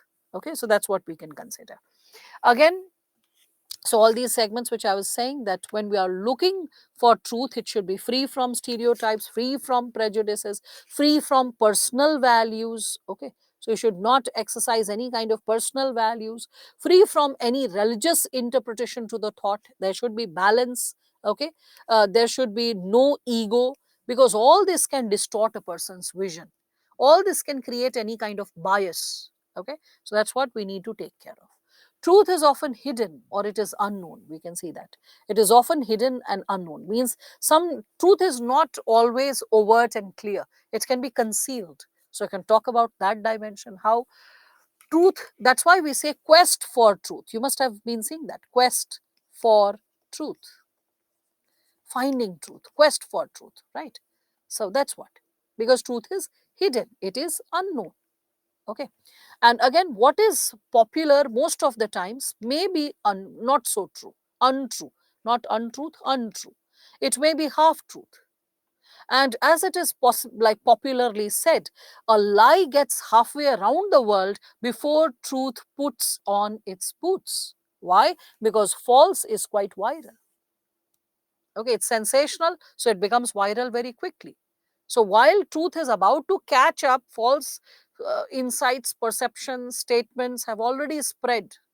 And the rumor mongering is something which is like, we can consider is something which is constantly changing our or altering our existence. Truth requires personal effort.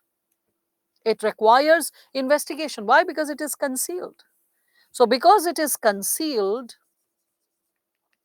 we all can see that because the idea is concealed, it will need a personal inquiry and investigation. It will need experience, because truth is also arrived at by experience. We arrive at truth also with experience, right? Albert Einstein, he had quoted this statement, the only source of knowledge is experience, right? I'm forgetting this. There was this movie which was associated with, in Hindi only, which was associated with a very renowned, senior actor. I don't know how many of you have seen that movie. So he's constantly inquiring about truth, and he's like, whatever is true, I'll only follow that. Something which I cannot understand, something which I cannot experience, I will not consider it. So his family discloses him to be an yeah, Devanand's movie was also there, but I'm not talking about that. Okay, Aankho Dekhi, I don't, yes, probably the name was Aankho Dekhi. I'm forgetting the name of the actor. He is a very like senior and a renowned actor.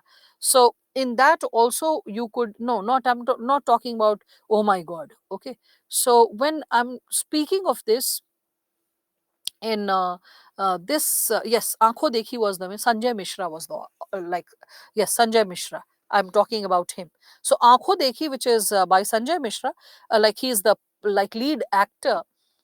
It's like a very interesting take on this issue of experience. Towards the end, he dies in the quest for truth. That how to accept things, how to believe, how to take things. His death might sound little, or when you witness that scene, you might find it little stupid. But you have to understand, a person who's too deep in that philosophy may get into extremes. That's what happens to him. That's what probably would have happened to many scientists in the quest for truth. And in the quest for truth, getting to experience and then innovating different types of medicines, goods, possibilities for us. What all, like, struggles they must have undergone to arrive at solutions for us. So that is something which we all can talk about. So, truth is the only source of knowledge, and it is associated with experience. Yes, Descartes also believed in the same. And you'll see that a lot of insights which we are discussing now will get its pronounced insight or pronounced details in the two essay topics that we will be discussing. Okay. But I'm just like holding first a brief overview how you can build the content. Okay.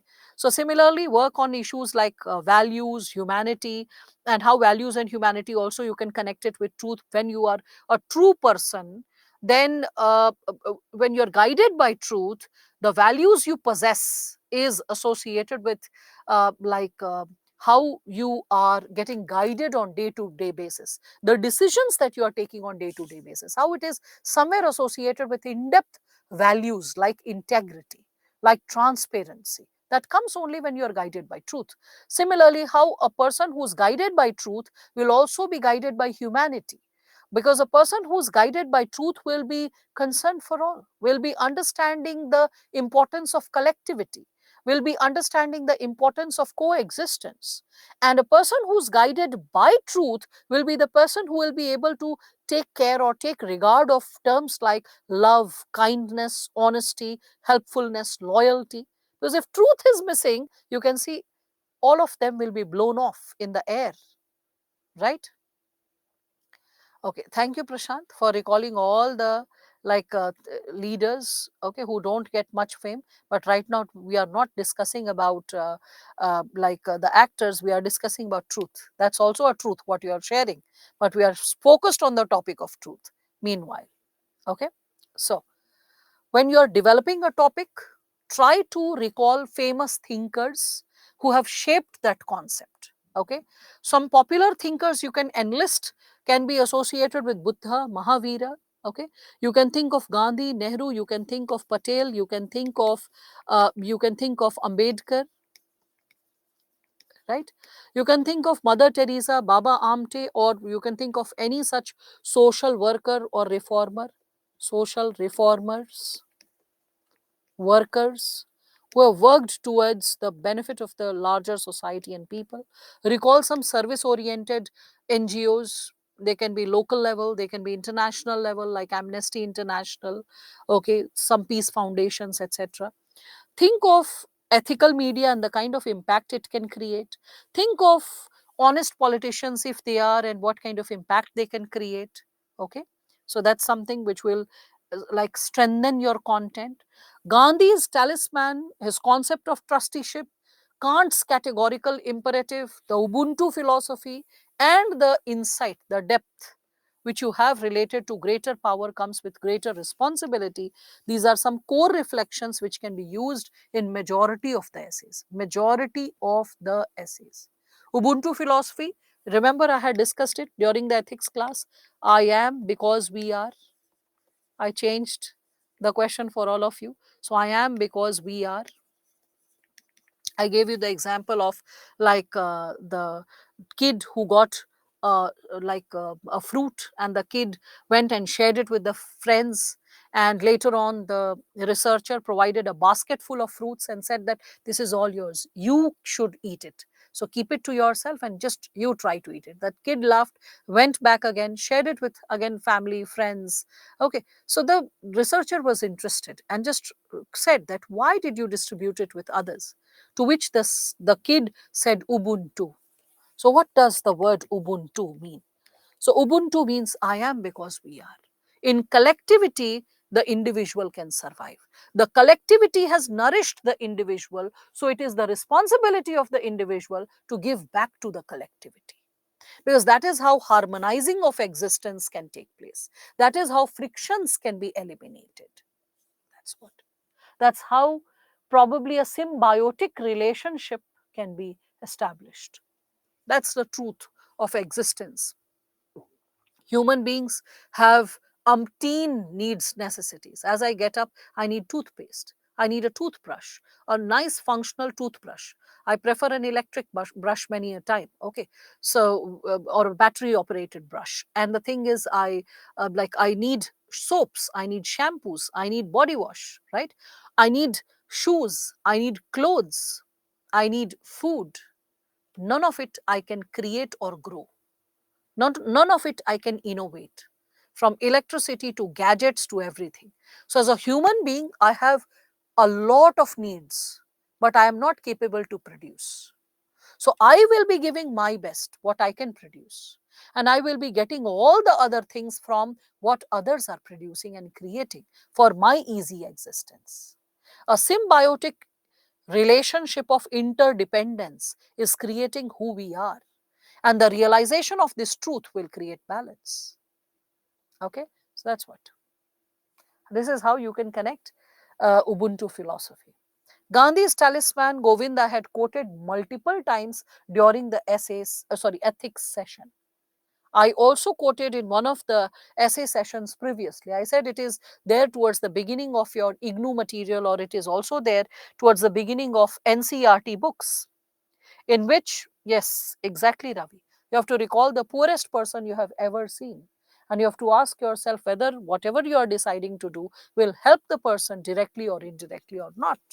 That was also given, I had discussed, if that is, again, I'm saying, Govind, you were absent in the previous class, because towards the end of previous class, we were discussing about sources which we can consult for essay writing. And in that, if you remember, I had quoted this specific essay, Panoramas of Development, in which I had shown you how Gandhi's talisman was used even in Yojana like conclusion. It was written, the father of the nation had observed, recall the face of the poorest and the weakest man you have seen, and ask yourself if this step you contemplate is going to be any use to him.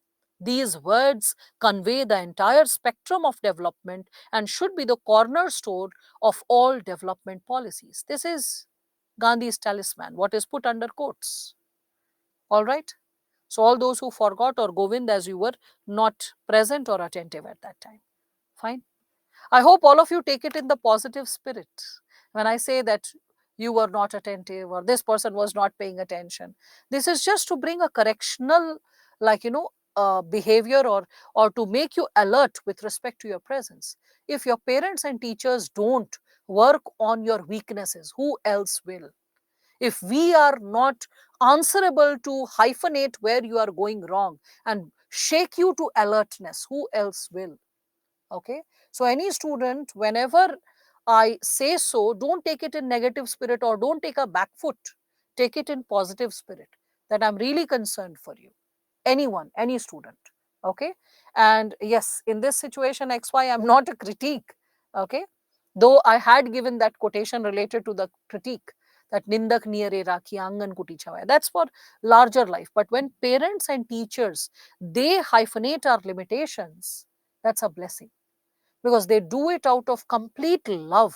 A critique may not do so out of love or out of compassion or out of will to transform us. The person might do with caustic tendencies, or we can say negative intentions.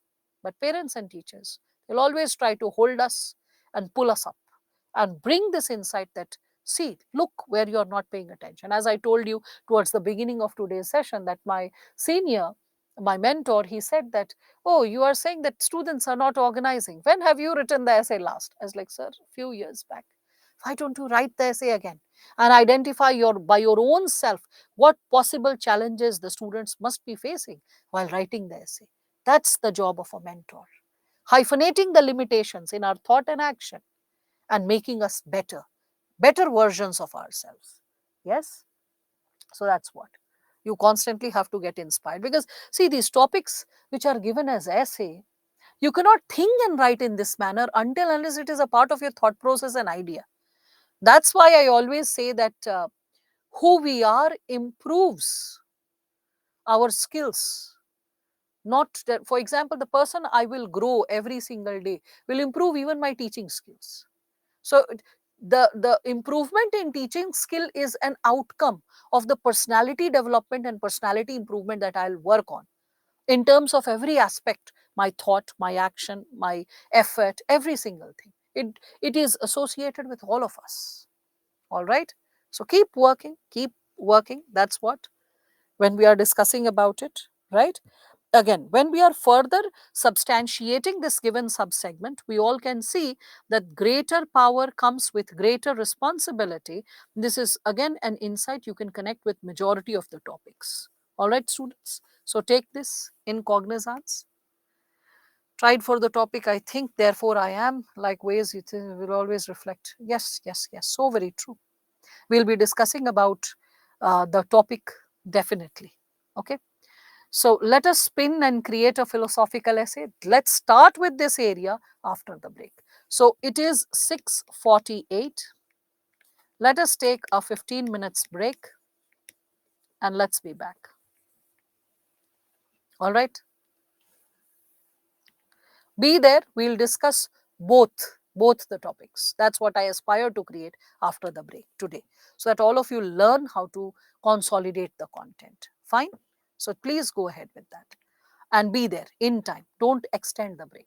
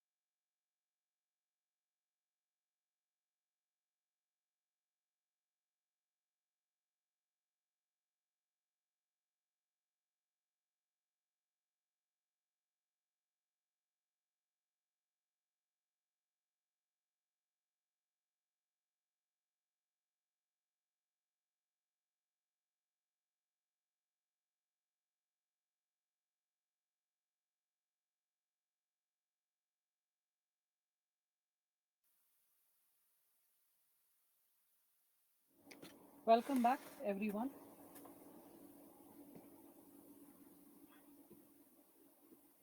So, as we are heading to the new topic, the topic that we were discussing about, let us take that up.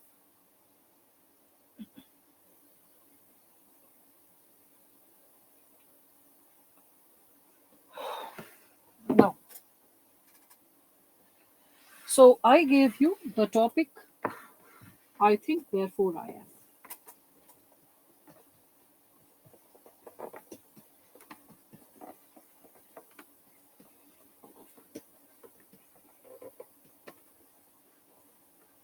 So, first we'll be reflecting upon this one, and then we'll be reflecting upon the next one. There is no truth, only perception. Okay, so we'll be reflecting upon that as well. Because truth, you saw so many segments I opened, which you could create, which you could think, and then something more than that. So all those possibilities need to be addressed, right? Just a second, mistake. Okay, so with respect to this given topic, how you could have started with this topic, I think, therefore I am. So you could have, there are multiple introductions, possible introductions. So you could have thought about, like, for example, if you want to incorporate anecdote, you can think of Siddharth Gautama. So the Prince Siddharth, he became Buddha only because of the thought that touched upon him, and it dawned that life is never free from pathos, pain, death, disease, right? And the quest that what is the true purpose of life, that is something which all of us can connect, is was like related to his quest for enlightenment, and that is something which brought about change in his life, right? It was the quintessential possibility related to that question that triggered or that affected him so deeply that he renunciated the regular life, the life of a prince, all the luxury of this world, and he stepped out. He stepped out in the, we can say, in the public domain, and he stepped out of the, sorry, public domain, and he moved in places of isolation, and he kept reflecting upon what is happening, why is it happening, and what ought to be the real motivation behind our existence. So overcoming the evil impact of Mara.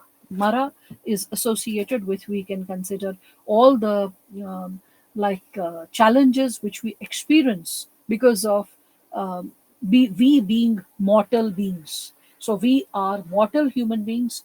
We are like we can consider, we are exposed to death, disease, vulnerability. So the that is connected in the mythology associated with Mara. So it is that possibility that could bring about a change. So the content that probably I can propose to all of you associated with this area. So I can first and foremost take up the introduction. Under introduction, you can think of Siddhartha Gautama. So Siddhartha Gautama, and you can start with him. You can connect with his quest for enlightenment, and this quest for enlightenment is somewhere associated with, like, or associated with, he like constantly questioning the purpose of life. So enlightenment also questioned the purpose of life, and that thought. Okay, so enlightenment, or the enlightened state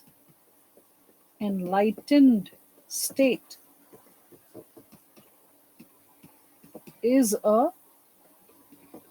result of his thought. That's what all of us can consider. So is a result of thought, or like we can say, it is an illuminating root associated with truth, if I connect it with the next topic, truth. Anyway, or there could have been another introduction. You could have recalled Socrates, right? And Socrates, how he drank the lethal hemlock, right? So lethal hemlock. Remember that bowl of poison that was given to him, right? So drank the lethal hemlock. Sorry, HEM. So um, okay. So for upgrading, or we can say safeguarding his intellectual and political freedom, to safeguard his intellectual freedom. Okay. Or as one of your friends said, ma'am, can we start with Rene Descartes? I was like, yes, you can. So you can connect it with Descartes. And when you are connecting it with Descartes, you can think this given possibility that he proposed the notion. Okay. The notion that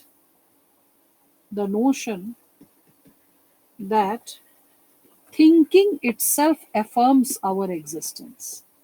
Thinking itself affirms our existence when we speak of it. Okay. So, the first principle of Rene Descartes' philosophy, if I talk about his first principle, I'm just writing so that everything is for you, like it is served before you and you're able to connect with it. Okay. So, when I'm talking about him, he gave the Latin phrase cogito ergo sum. What is cogito ergo sum? Which is typically translated into English as I think, therefore I am. Okay, so I think, therefore I am. Okay, cogito ergo sum. So, in this essay, when you are delving deep and you are profoundly evolving with a topic, this is how you arrive at a given topic, and this is how you are able to, I would say, develop the insights sharply. Okay, again, with respect to the body, when we are talking about it, so then you can think about the body. You can have your, because Socrates is not ready to compromise with truth. So you are suggesting Mike is good. Oh, acha. I'm so sorry. I'm so sorry. There is a disturbance with respect to Mike, because when I really apologize for that. It's my bad. I kept the mic on the side because I was getting down to pull the bag and I thought it will drop. So as I took the break, I kept the mic aside, and when I started the session, I just put on the like I switched it on the this microphone, and I forgot that it's not yet clipped, and that's why the problem. I believe it must be fine. His biz from my side only because of this given reason that it was very distant from me. Okay, all fine, all good. Okay, so with respect to this, because Socrates is not ready to compromise with truth, yes, that's why he drank the poison. Can the topic be linked with the concept of subconscious mind? Yes, if you want to, you can do that. All right. So, yes, because it was on. That's why I was audible, but it was not completely functional because it was too distant, the mic. All right. Now, with respect to this, when we are talking about the body, so I believe all of you can understand, like Siddharth Gautama, you can think of Socrates, you can think of Rene Descartes, and you can like connect with this given dimension. Anjali, if you can hear me, just like refresh. Okay. Just refresh. Now, with respect to this, when we are further moving ahead, so Descartes, after quoting Descartes, if you suppose someone knows about Descartes, you can write like one para associated with Descartes. Plus, but please remember, the question is not about Descartes. So you don't have to elaborate the entire content of the essay around Descartes. That will be something which will be colossally wrong. Okay. So first you can like recall all the segments. Ma'am, third thinker, Rene Descartes, Rene. Oh God. Okay, Sai, wait, I'll just write it.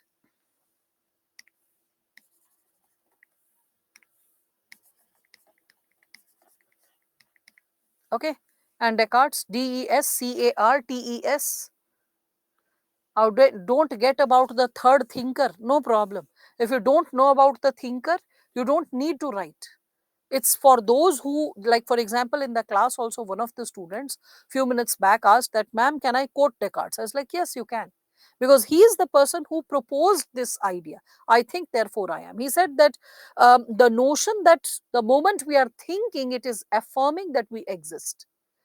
That means human beings tend to exist, or their existence as a human being is hyphenated the moment we say that the person is thinking. Okay, so it is thought that is affirming the possibility of, we can consider people existing. Colossal. Okay, Sakib, try to find the meaning of colossal, Colossal, not Sal. Okay, so that's how you will be able to find the meaning. Okay, now, so with respect to this, when we are talking about the main body, so in the main body you can talk about Rene Descartes. So you can talk about Descartes, and as you are discussing about Descartes philosophy, very briefly, if you know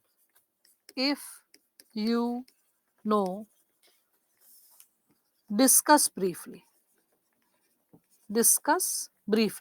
and when I say briefly, please do not write more than, I would say, 70-80 words. Imagine just 70-80 words, not more than that, otherwise you lose the game. The examiner soon will get disinterested and will be like, oh, the child has connected it with Descartes, so Descartes philosophy is not what I asked. So the child is going on and on with Descartes philosophy, and that is not something which is going to be a valid explanation to why there is a lack of multidimensionality in your essay. Okay, so you can just discuss about like a lot of ideas associated with this given statement, and then you can further substantiate that how human beings have traditionally contributed have traditionally contributed so how human beings have traditionally contributed when we discuss about this given possibility. So how they have traditionally contributed, we can consider like at both, we can say, individual level as well as at communal level. At both levels, this is because of thinking. Because of thinking.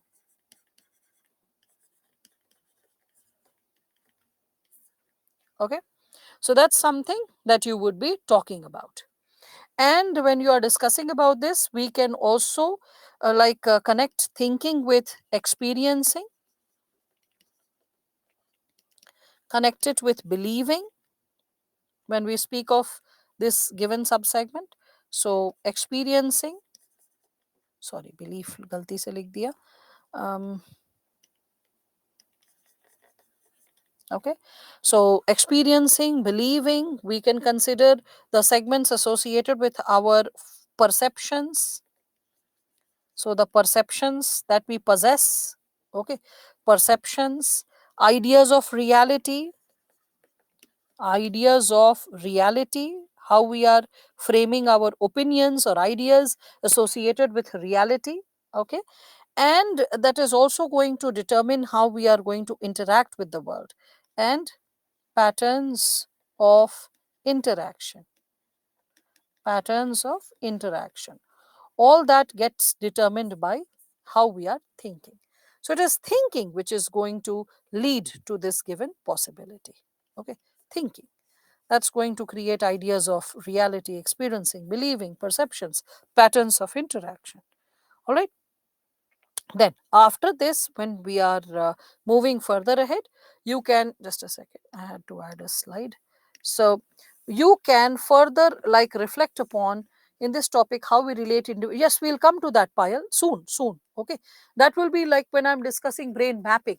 First, like in brainstorming, all the ideas that can be generally put. So like, because this is something which all of you are not aware of, this background associated with Descartes, so I just introduced that what could have been written related to him. Okay, now as we are further moving, ये क्यों नहीं बढ़ रहा है भाई? अच्छा, so उफ़ो, yeah. So when we are discussing about this given subsegment, we can like reflect upon certain other areas. Okay, so in this you all can discuss about the like a body further continued. If I discuss about it, so you can talk about traditionally how human beings have thought. So you can quote Yuval Noah Harari. So I don't know how many of you have read, but Yuval Noah Harari is quite popular modern day author, a noted Israeli author. He is associated with writing books on human evolution, quite grandiose theory, quite controversial also. So he also suggests that human beings are different from animals due to thinking, different from animals due to thinking.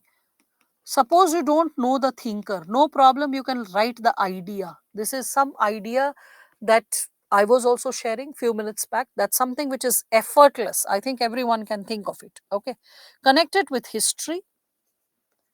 In the segment of history, if you are able to recall thinkers, so Immanuel Kant, if you remember, we had discussed about him. You can think of John Locke, you can think of Voltaire, you can think of Rousseau, any number of thinkers that you remember. Um, so these are the thinkers who have, we can say, who questioned the established institutions and ideas because of their thinking. So established institutions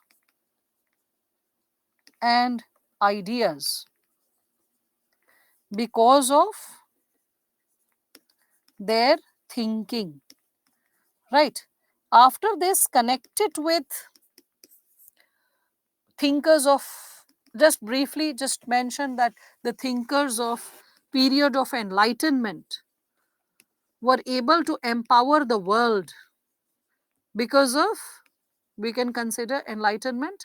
They could, we can consider the thinkers of period of enlightenment, they could empower the world because of their ideas, their perceptions associated with how the world evolved, right? So thinkers of period of enlightenment, um, and their thoughts shaping the world, thoughts shaping the world, right? That's how we all can connect with it, right? Further ahead, we all can reflect upon the segments, and we all can like, so you can talk about thinkers of the period of enlightenment, you can think of scientists, you can think of social reformers, right? Social reformers, you can connect it with present day reality as well, all the social reformers, even with respect to present. When we are discussing about it, how to miss Swami Vivekananda. So when I'm speaking of Swami Vivekananda, okay. So when I'm speaking of Swami Vivekananda, he stressed the value of thought and introspection. And he said that talk to yourself, talk to yourself one, at least once in a day. At least once a day, or you may miss meeting, or you may miss meeting with an excellent person in the world. Okay, you may miss meeting an excellent person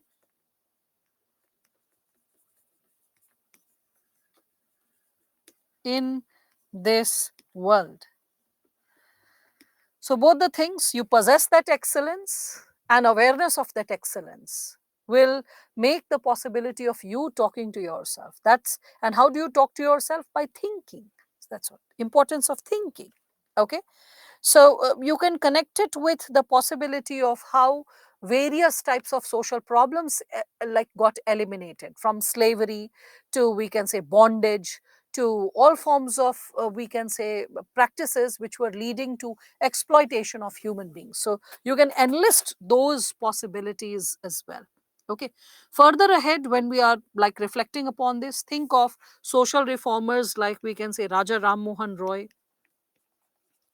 Raja Ram Mohan Roy. Think of Ishwar Chand Vidyasagar.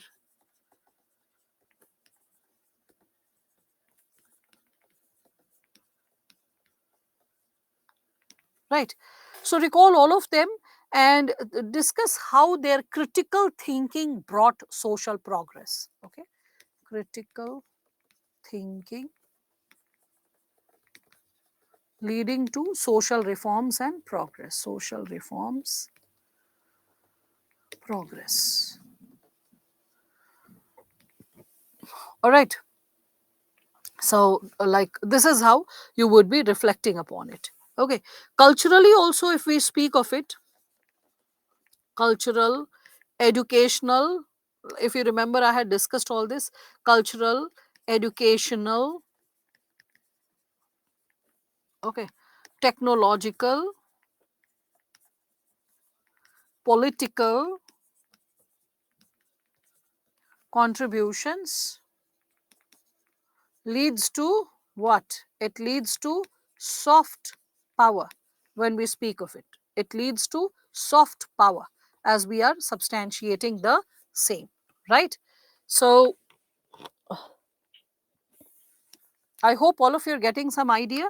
So cultural, educational, technological and political contributions leading to soft power. Okay.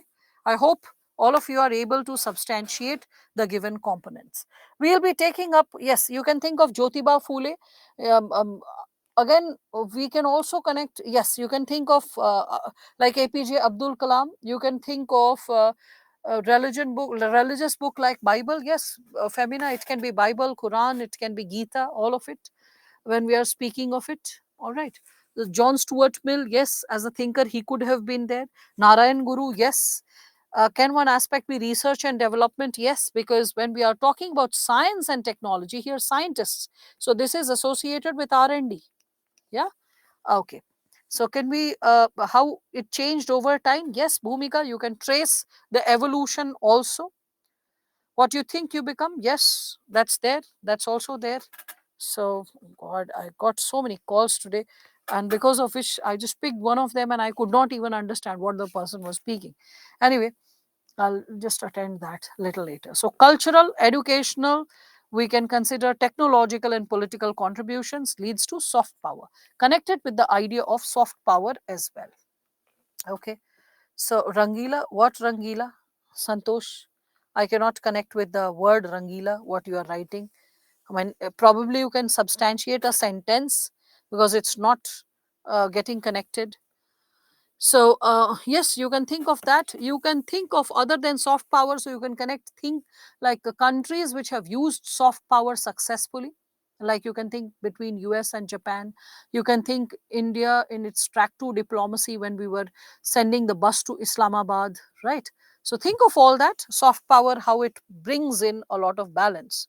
Can we speak about scientific research? I think you can see this. Scientist, when we are talking about period of enlightenment, and I have written R&D scientist.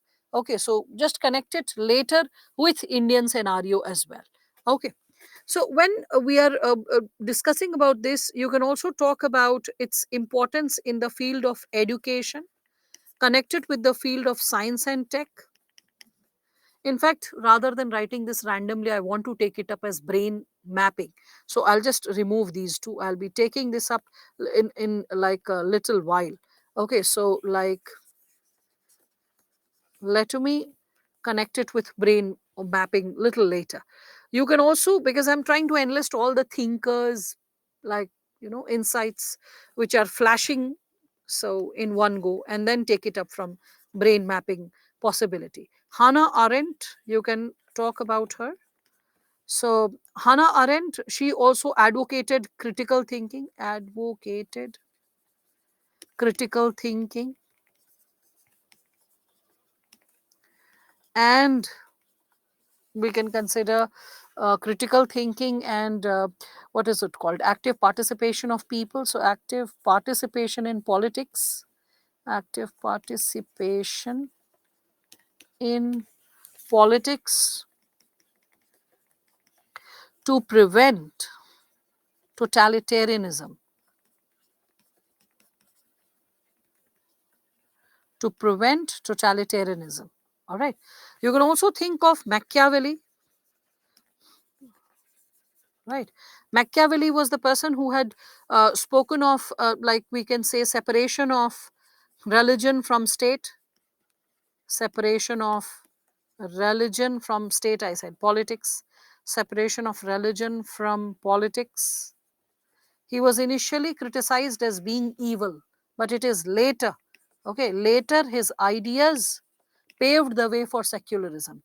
Later, his ideas paved the way, right, for secularism.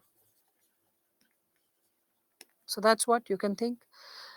So think about all social movement reformers like Wangari Maathai and all. Okay, so all social, environmental, political reformers can be enlisted.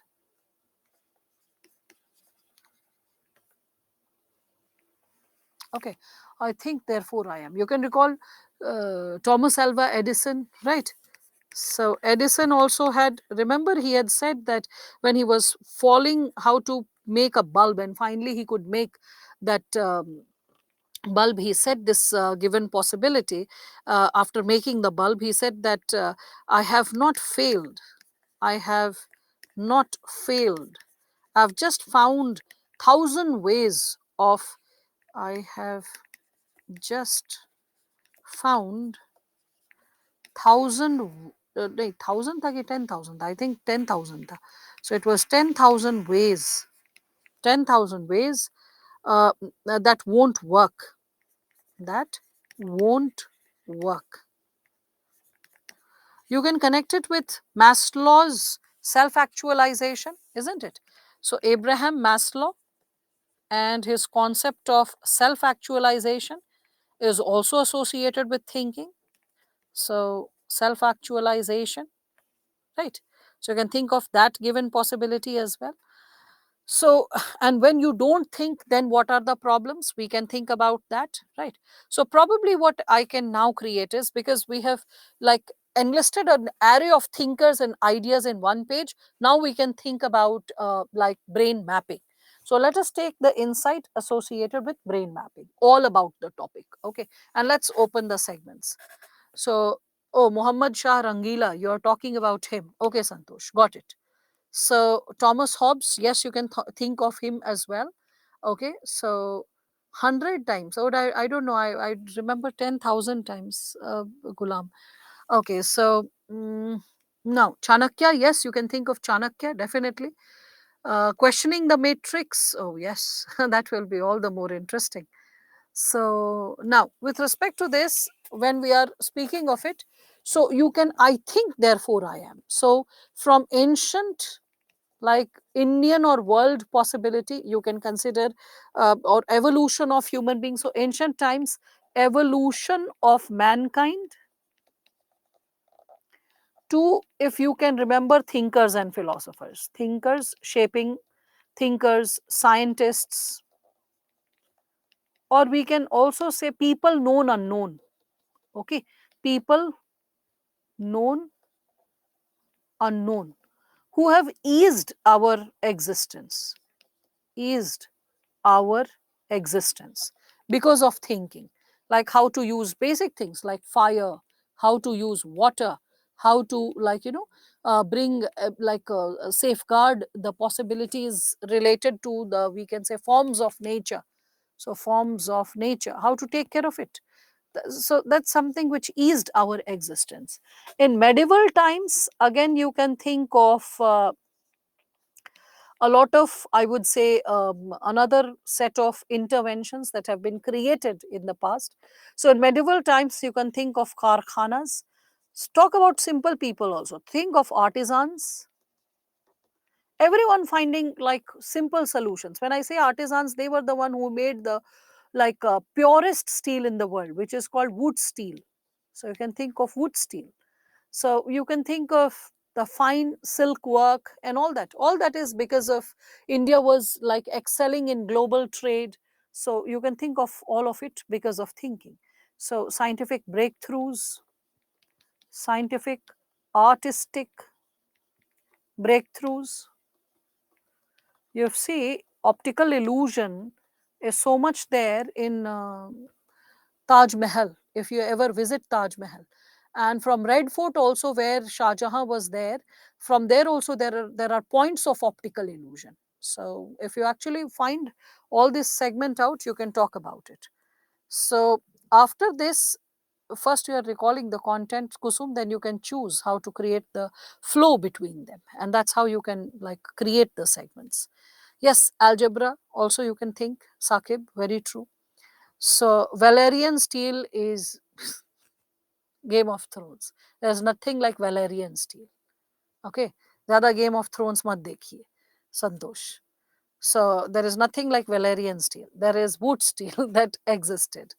Valerian steel लिख रहे हैं. Oh God, this did happen. I still remember that this happened all the more when this Game of Thrones seasons were going on. Students used to write very easily Valerian steel, and I was like, "Hey, Valerian steel," and are you blending mythology with it? So anyway, when we are speaking of this, you can further move ahead and you can talk about the present time period. So connect it with present, that how thinking is shaping our world. So thinking, and in present times, again, you can connect thinking with an array of possibilities.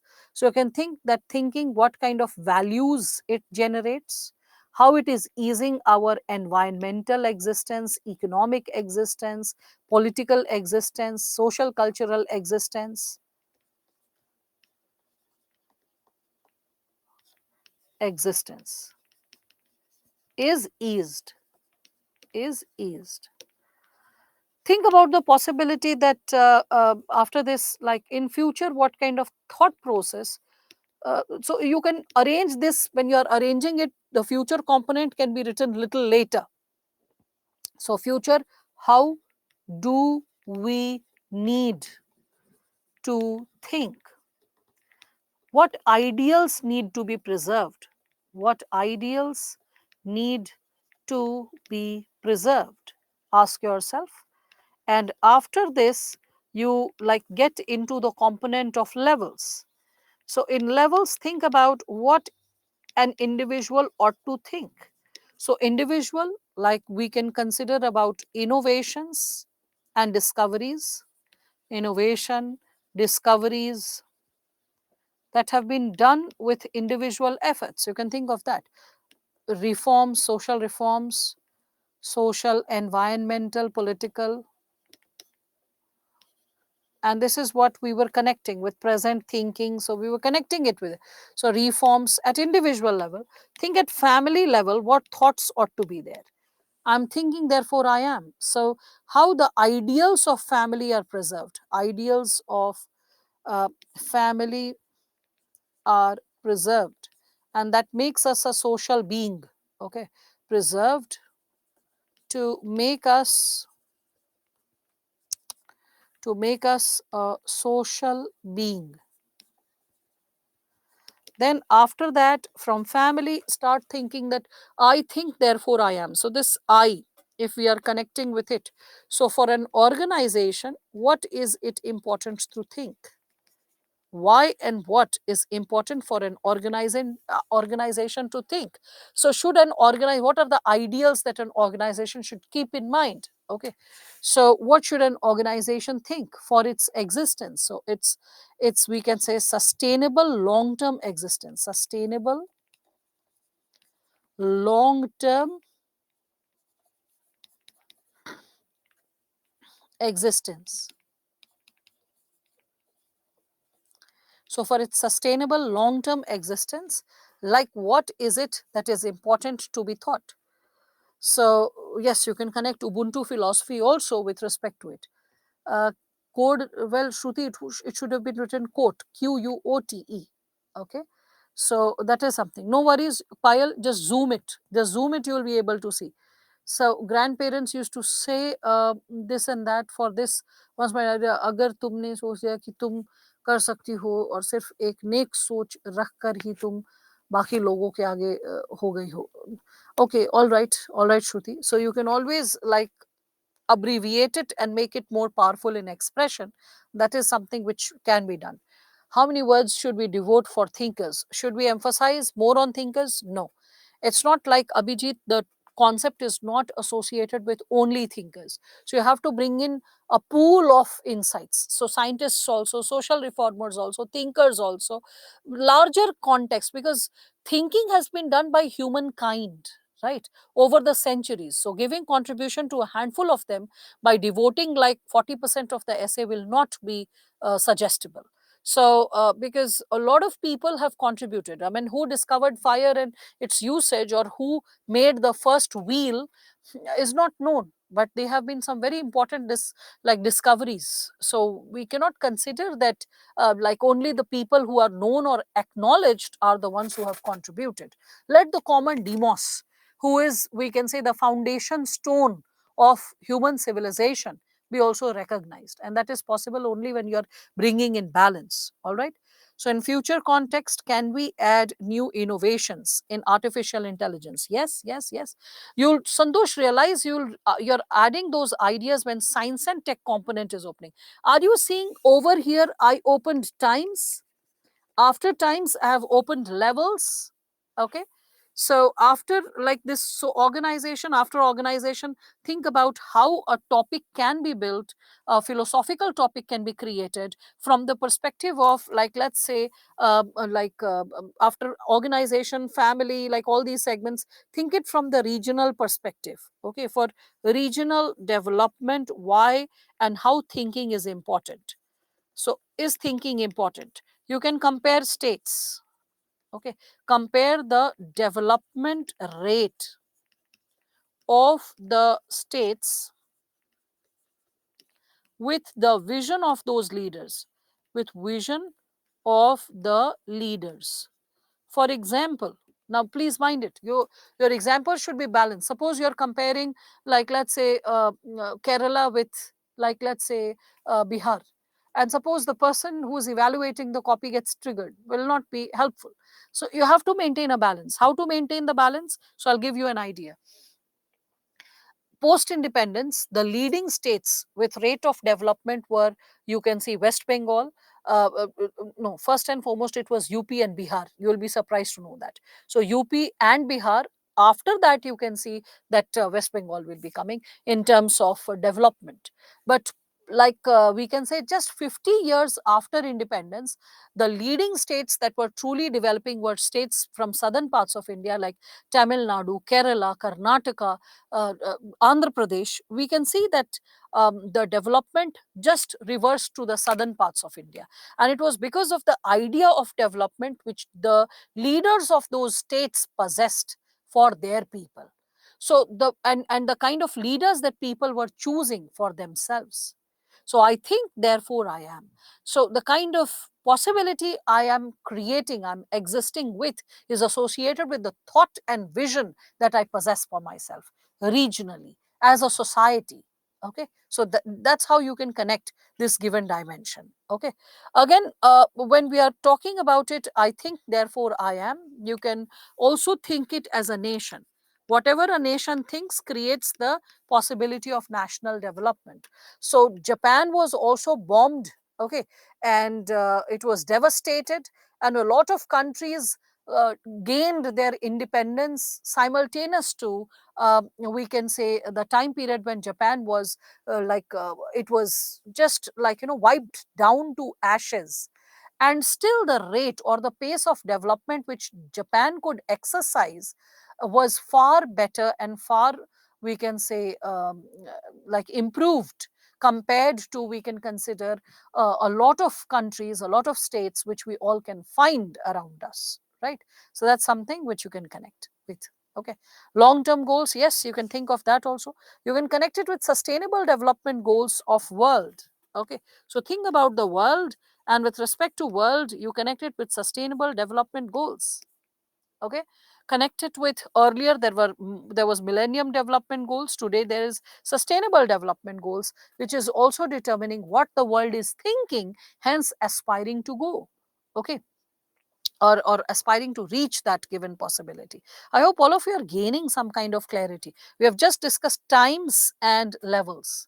Okay, then you can reflect it with respect to sections of society, under the component of sections of society. Because see, first I gave you an overview about the topic, first an introduction, after introduction I proposed an overview, like whatever thoughts are coming related to thinkers, this and that, so some overview related to that, then brain mapping and brain mapping sheet, like creating the content.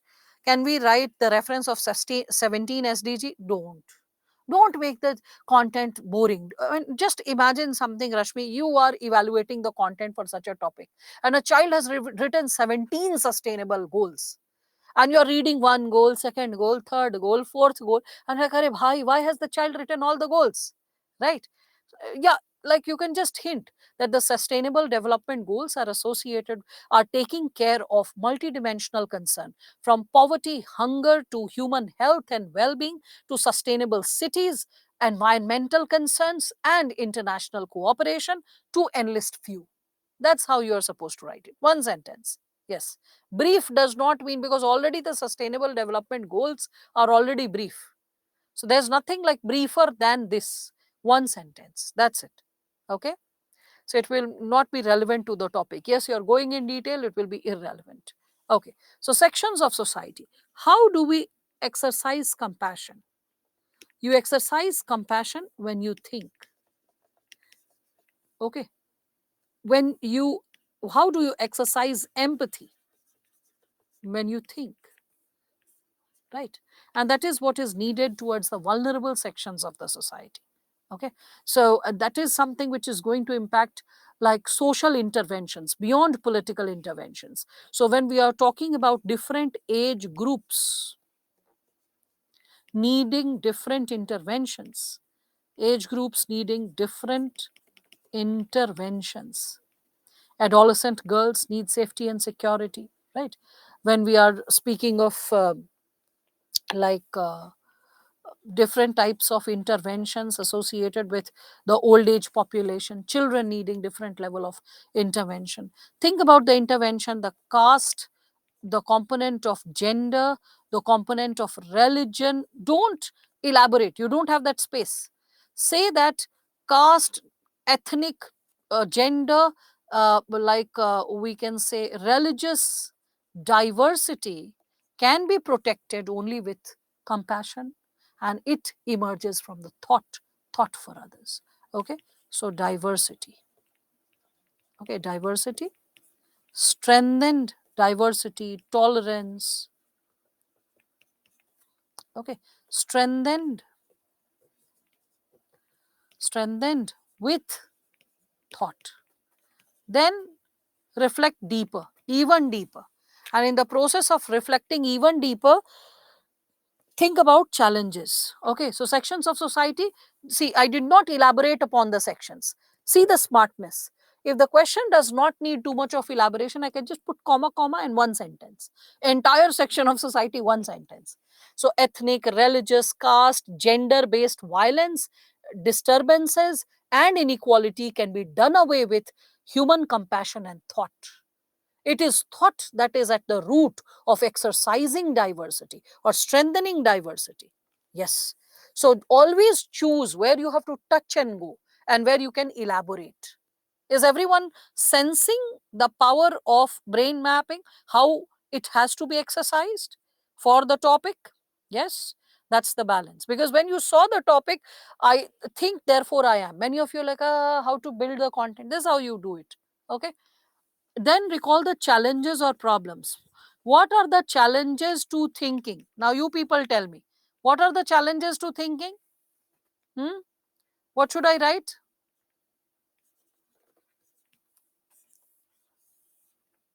Yes. What are the challenges to thinking? Okay, fine. Lack of knowledge, prejudices. So, lack of knowledge can lead to, I can say, prejudices and biases. Okay. So, prejudices, biases, or stereotypes. Right? Something else? Because many of you are just like going on with this challenges to thinking. So, incorrect information. Okay. Something else?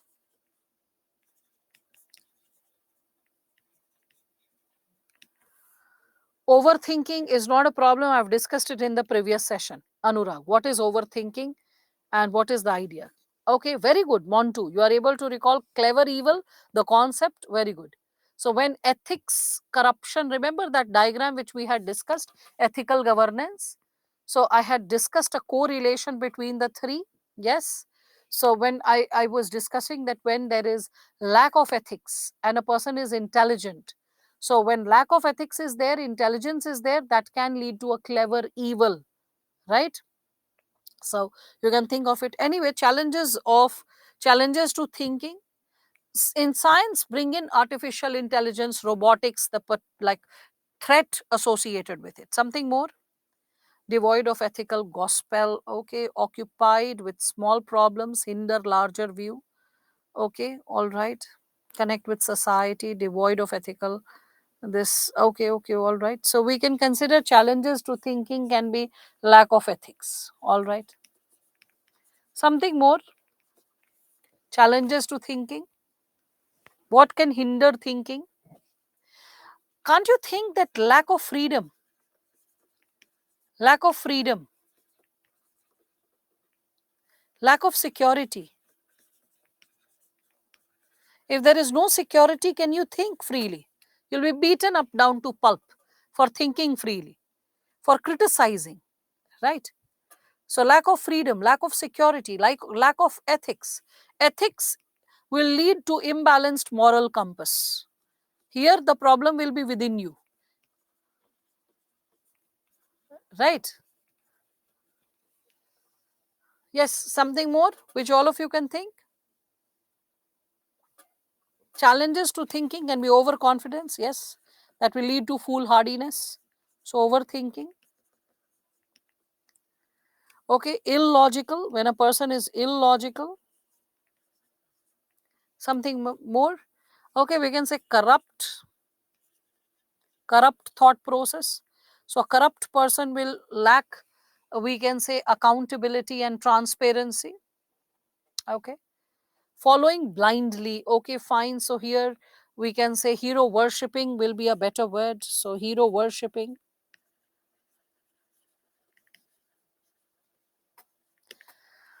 Now, can you see that I am not creating it?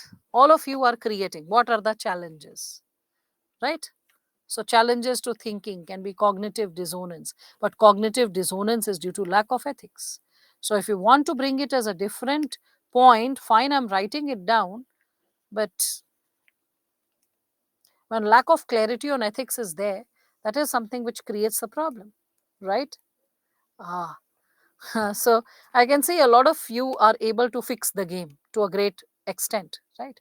Toxicity results due to lack of thinking. Yes, yes, yes. Biased, yes, prejudices, biases, stereotypes, we have written it. Yes, robotic labor, you can talk about it. Robotic existence or robotic labor work can also be related to challenges of thinking. We can see that Karl Marx discusses it as his concept of alienation. Hmm? Good, good, good. So, a lot of you can think challenges to thinking. Great. So, after you can see times, levels, sections of society, challenges of thinking.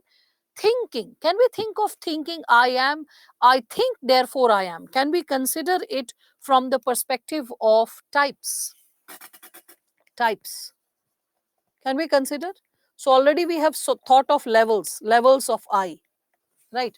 I as individual, I as family. So that has been taken up in types. Okay. I think, types of thinking, dimensions we'll be covering up, right? Dimensions, sorry, by क्यों लिख दिया? So dimensions we'll be covering it up. So dimensions of thinking, economic dimension of thinking, political dimension, scientific dimension. So in dimensions of thinking, therefore I am, types of existence. So this will be done. Okay, this will be done. So when it will be done, so it is not needed. Not needed. We don't need to discuss types separately, because we are seeing that types is already getting covered up. So don't take it up. See this. This is the smartness that you use, what to pick, what to leave. All right. Then, after this, let us talk about dimensions.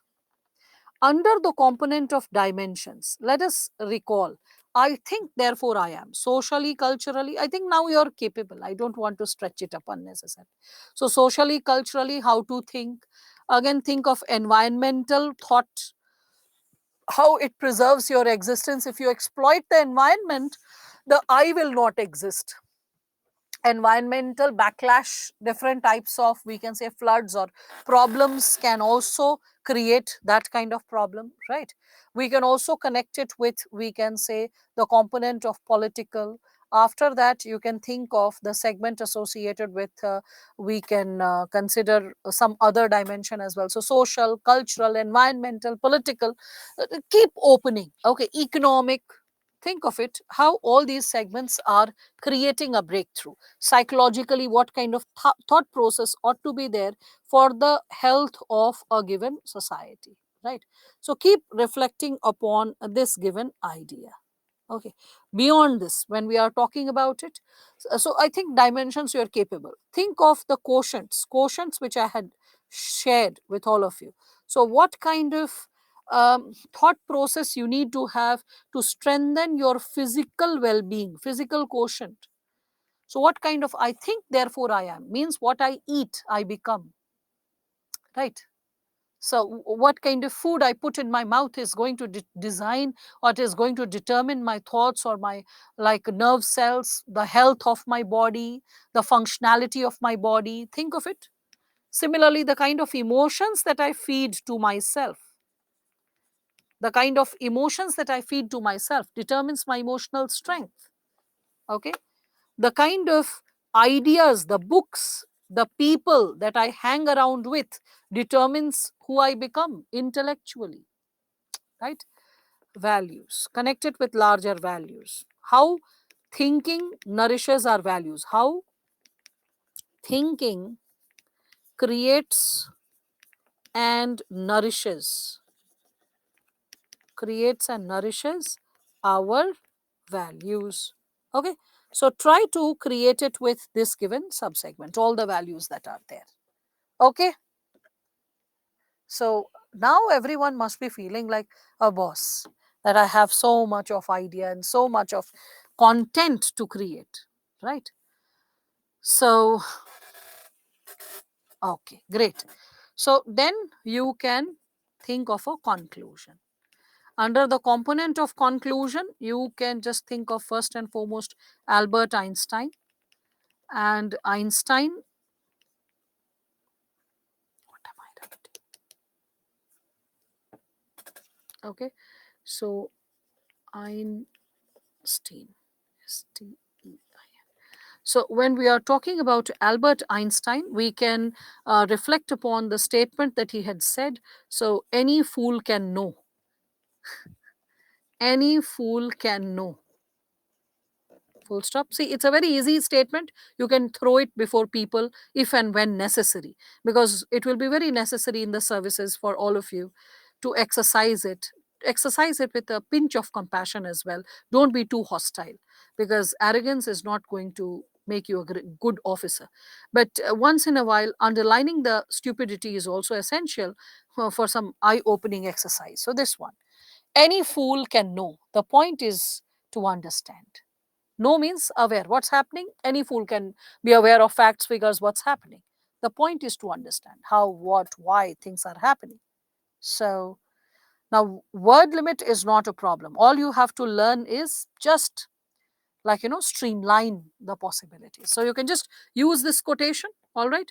Or you can also quote APJ Abdul Kalam. APJ Abdul Kalam. So, Kalam Sahab, you can quote, he said that thinking should be our greatest asset. Thinking should become our greatest asset because it helps.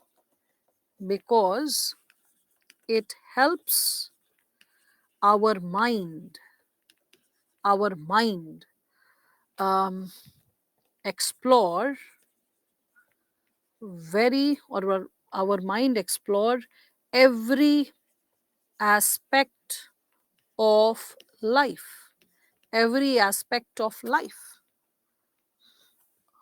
Yes, right. So you can just substantiate the content accordingly, discuss that how the mysteries of this world are unfolded and eases our existence just because of thinking. So human evolution and growth is possible only with the, we can say, the exercise of the gray cells, and just substantiate it. Okay, so probably that's why I gave you two quotations. You can use these quotations also. So that's something which I think will help you to enable you to think that how individual and societal progress is laced within the possibility of thought, the thought which can transform the human reality in a multifold manner. All right, fine.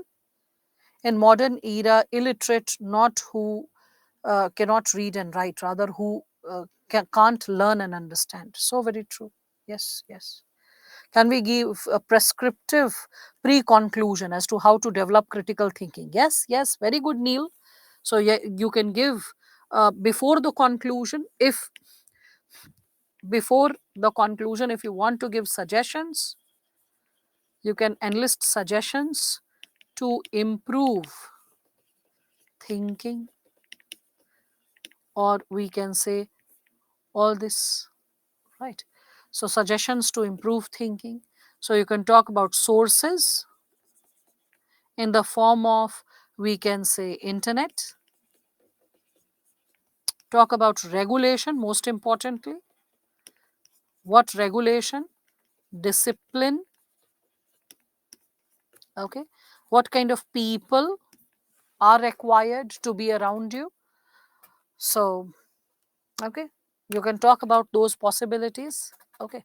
So, internet, books, you can talk about the possibility related to media, movies. You can talk about like travel, but all of it needs this. Essence is in regulating and disciplining it. Okay, so talk about all those possibilities. Yes, socialization will play a quite a crucial role. Yes, awareness to eradicate evil completely. So regulation and discipline के साथ अगर आप चाहते हैं तो इसमें आप awareness भी डाल सकते हैं. Awareness and alertness. Alertness is there in discipline. So let me do away with unnecessary words. Fine.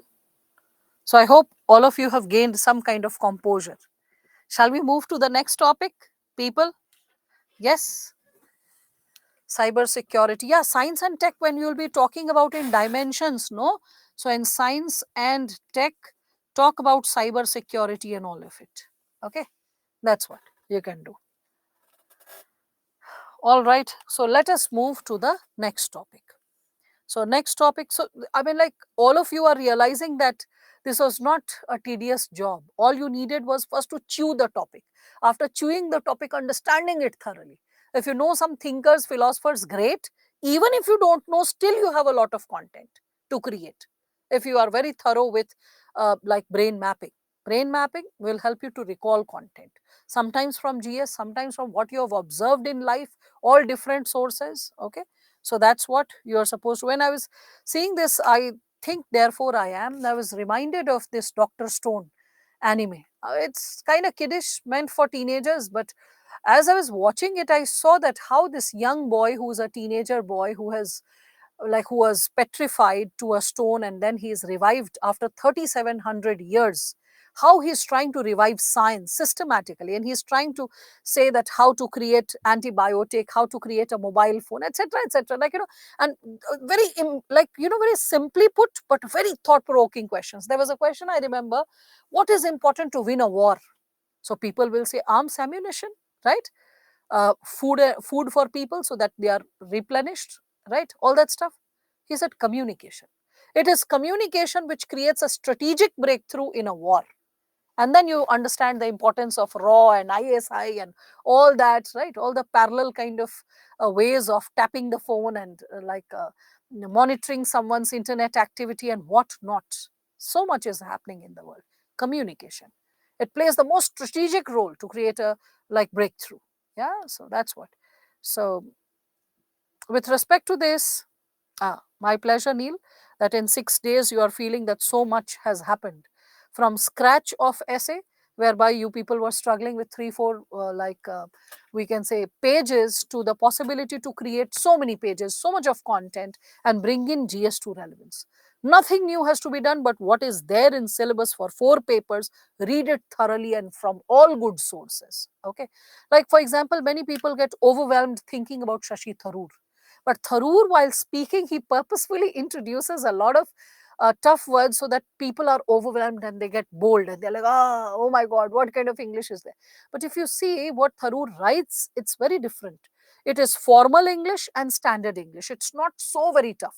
If you can read the Hindu, you can survive Tharoor's English while reading also. Like, for example, his piece of work, Pax Indica. If you read it, it's so very well written, and it is evolution of, we can say, IR, international relations, and how India has forged its relation internationally, culturally. It's so beautifully written, and it will nourish your insights related to IR and history and culture at so many levels. So that's why reading beyond, and that these are the bedtime books, which I always say, reading beyond what is prescribed in your syllabus. When you get into that, it nourishes you with good vocabulary, right set of expressions, like nourishing different types of segments, and also provides you a lot of food for thought, a lot of out of box examples, which, like, it can nourish you at multiple levels for essay writing, for interview, make you a very interesting person. You'll know things.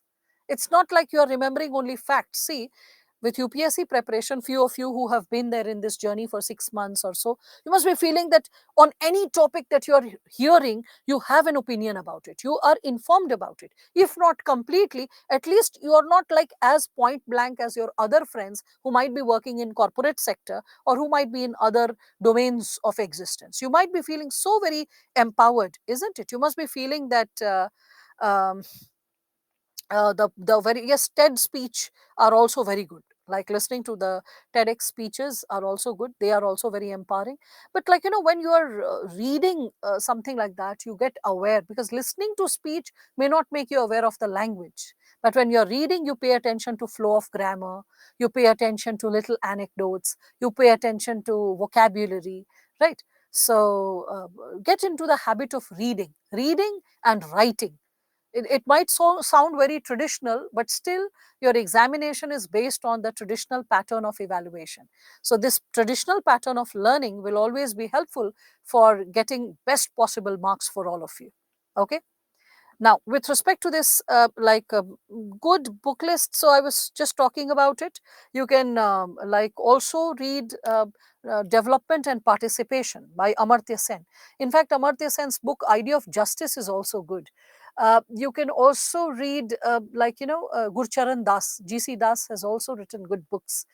Um, Other than that, like India Descents is good, but it will be little tough for all of you. So India Descents actually talks about Shastrarth, the culture of Shastrarth that has existed for centuries together. But for reading India Descents, you need like little more reading. Like after completing all these basic books, then you can read India Descents. It's actually talking from ancient to medieval to modern times, which thinkers have paved the way of free thinking for India. Okay, that's why it's an amazing book if you reflect upon it and if you read. Mm, If someone is interested in philosophy, then there is Adi Shankaracharya by Pawan Kumar Verma. He is like a retired IAS officer, but very well written book, very eloquent. So that's there. There's so many books, you talk about it, like Gandhi's like we can say autobiography, you can read. It's very well written again, and it leaves you thinking. So a person who's like accepted as father of the nation, having the moral courage to accept all mistakes in life, it needs like we are nobody, and yet we try to carry a very healthy image before our neighbors, relatives, friends, right? So that's there. Anyway, so there is no truth, only perception. Shall we just delve into this topic? Okay, so this one, the second one. I know all of you have gained some confidence, but how about this? There is no truth. We were discussing about the idea of truth few minutes back, but the second part we did not delve in while recalling the content. So there is no truth, only perception. So one of the students said, "Ma'am, thoda perception bata dijiye kya hota hai." So what is perception? We'll be discussing that with respect to truth. Okay, it's quite a thought-provoking statement, in fact, because related to truth in the world of philosophy, there are multiple theories. What is truth? If you search what is truth, space philosophy, so many philosophers, and you won't be able to make sense out of it because you are neither a student of philosophy doing masters or something above, nor that critical analytical thinking has evolved. So I won't encourage all of you to listen to such like lectures to begin with, because that's not relevant, and unnecessary exposure is not required. Anyway, moving with this topic when we were talking about it. Okay, so first and foremost, there is no truth, only like perception. So you can first talk about Anikantwad. There are options which I'm suggesting for the introduction. Okay, so you can talk about Anikantwad, and you can also connect it with ancient Jain philosophy. Both are connected. Okay, ancient Jain philosophy. Oh, my mind is like working at a very speedier rate, and hence the hand is unable to catch up with the speed. So Anikantwad, an ancient Jain philosophy, and as you are substantiating, talk about the like we can say unique viewpoint that they gave for the first time. So unique viewpoint on reality and perception, on reality and perception through this like philosophy. Okay, so here you can talk about like Jain philosophy, if I'm talking about it. So it discussed about the like no one has to get like overwhelmed that, oh my god, what is this Anikantwad? Okay, I'll just give one or two sentences, you'll understand the explanation. So this Anikantwad, which is also associated with Jain philosophy, it gives the metaphysical truth. Okay, so metaphysical truth, mm, it discusses metaphysical truth, also called Anikantwad. Um,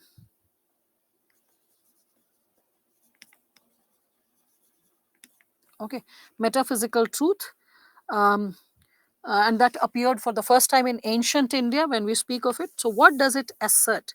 It asserts that the ultimate reality is truth.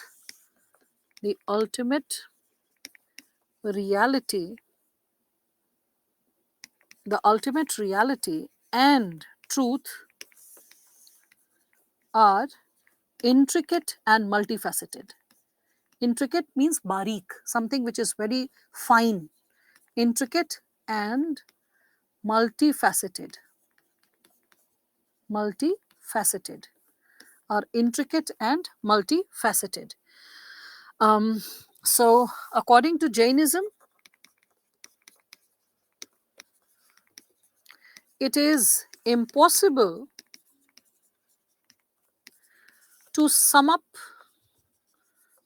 So you will be realizing that I won't be writing so much in a short while. I'm just giving a brief insight to the topic first, thus the language, then the same brain mapping thing, and we'll create a lot of insights. Okay, so it is like according to Jainism, we can say it is impossible to sum up existence. Oh, I'm thinking too fast, it seems. To sum up mm, existence and the unchangeable, existence and the unchangeable truth in a single, in a single precise statement. Precise statement. Human beings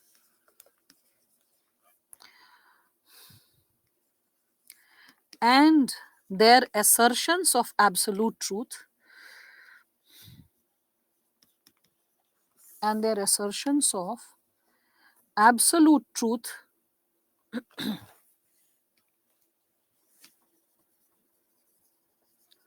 of absolute truth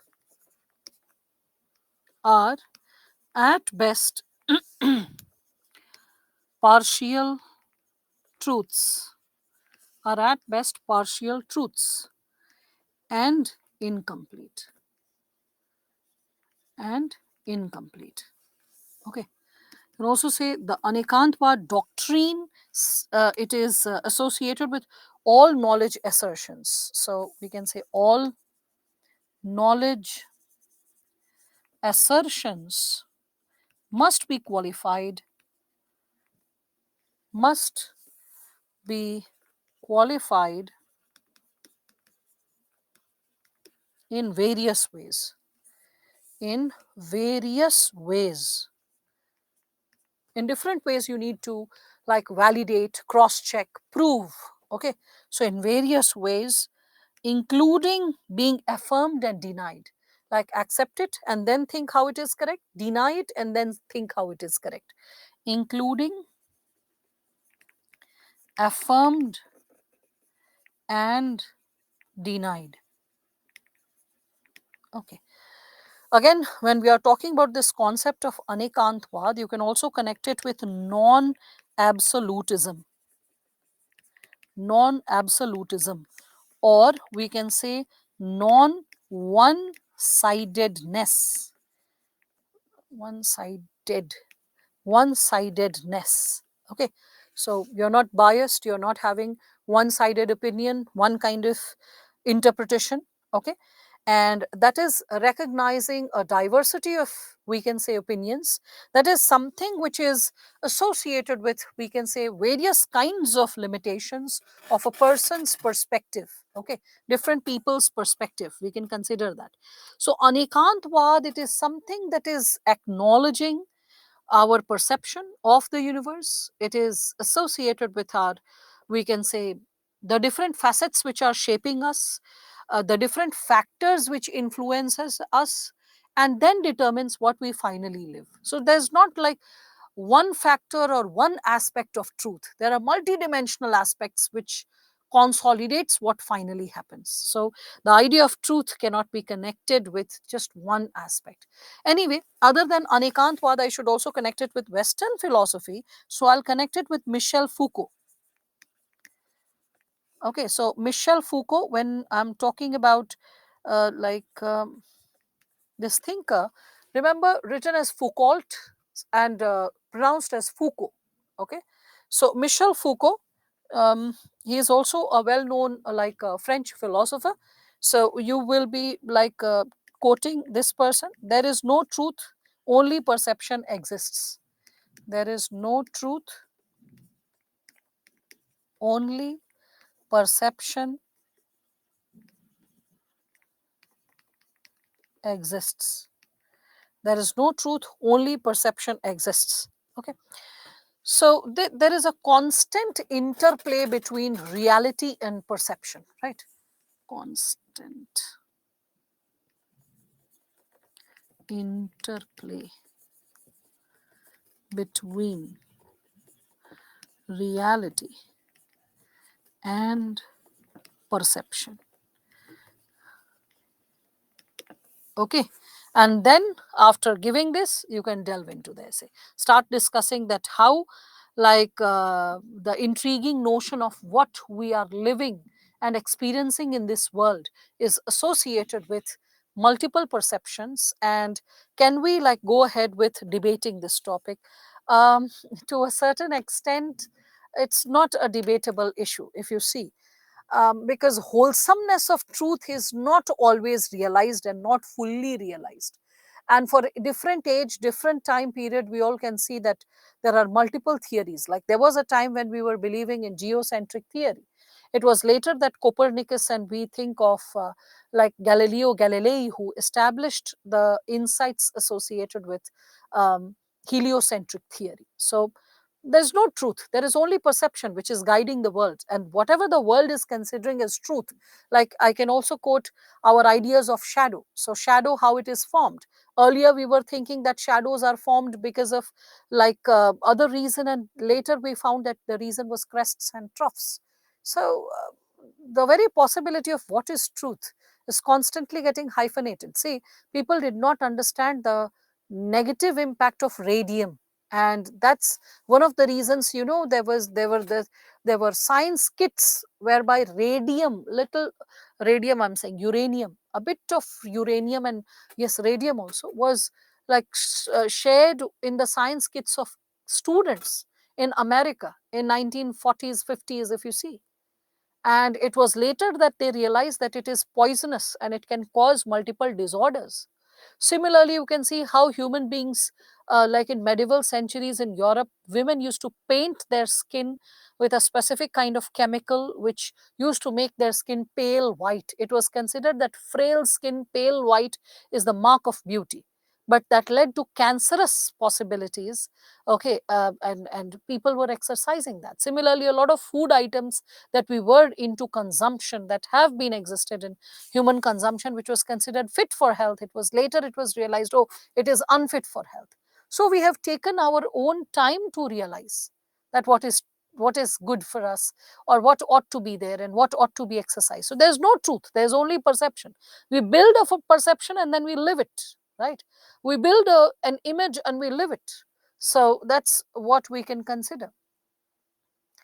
Motivated by, you know, but flow original opinions in exam, then the examiner will surely give. There can be a possibility, Kaushik, that the flow of thoughts which you are considering, which you feel like comes naturally to you.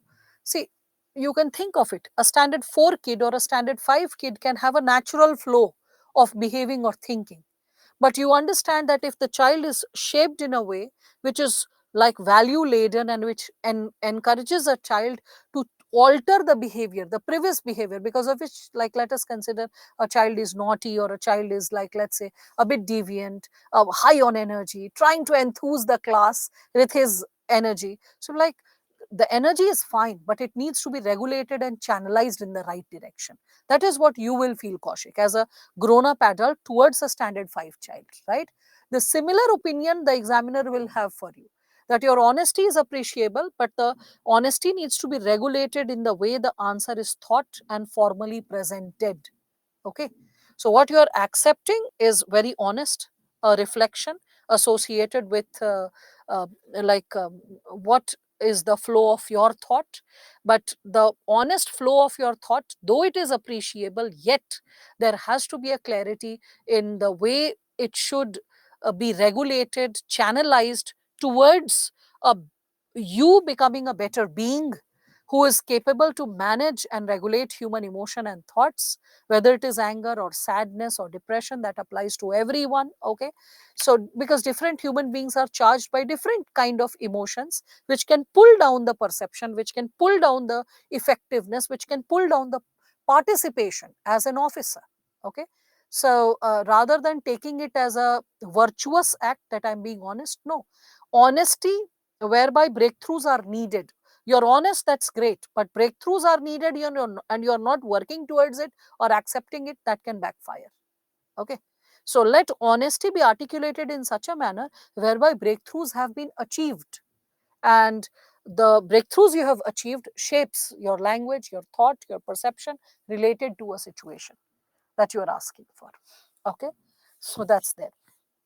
Can we contradict this topic? I just discussed, Shivani, that topic, the truth is the topic cannot be truly contradicted, because actually the wholesomeness of truth, the consolidation of truth is not there. I still remember that one of my professors in law faculty had once said that honesty is a complete word. Honesty, we don't say honestfulness, but truth can always have relativity.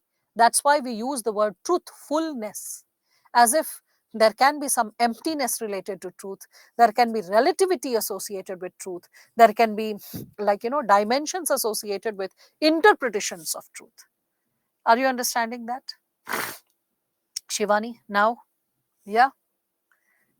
Did you read the anecdote I had written in the introduction? Yes, yes, Shamil, that was fine. Okay.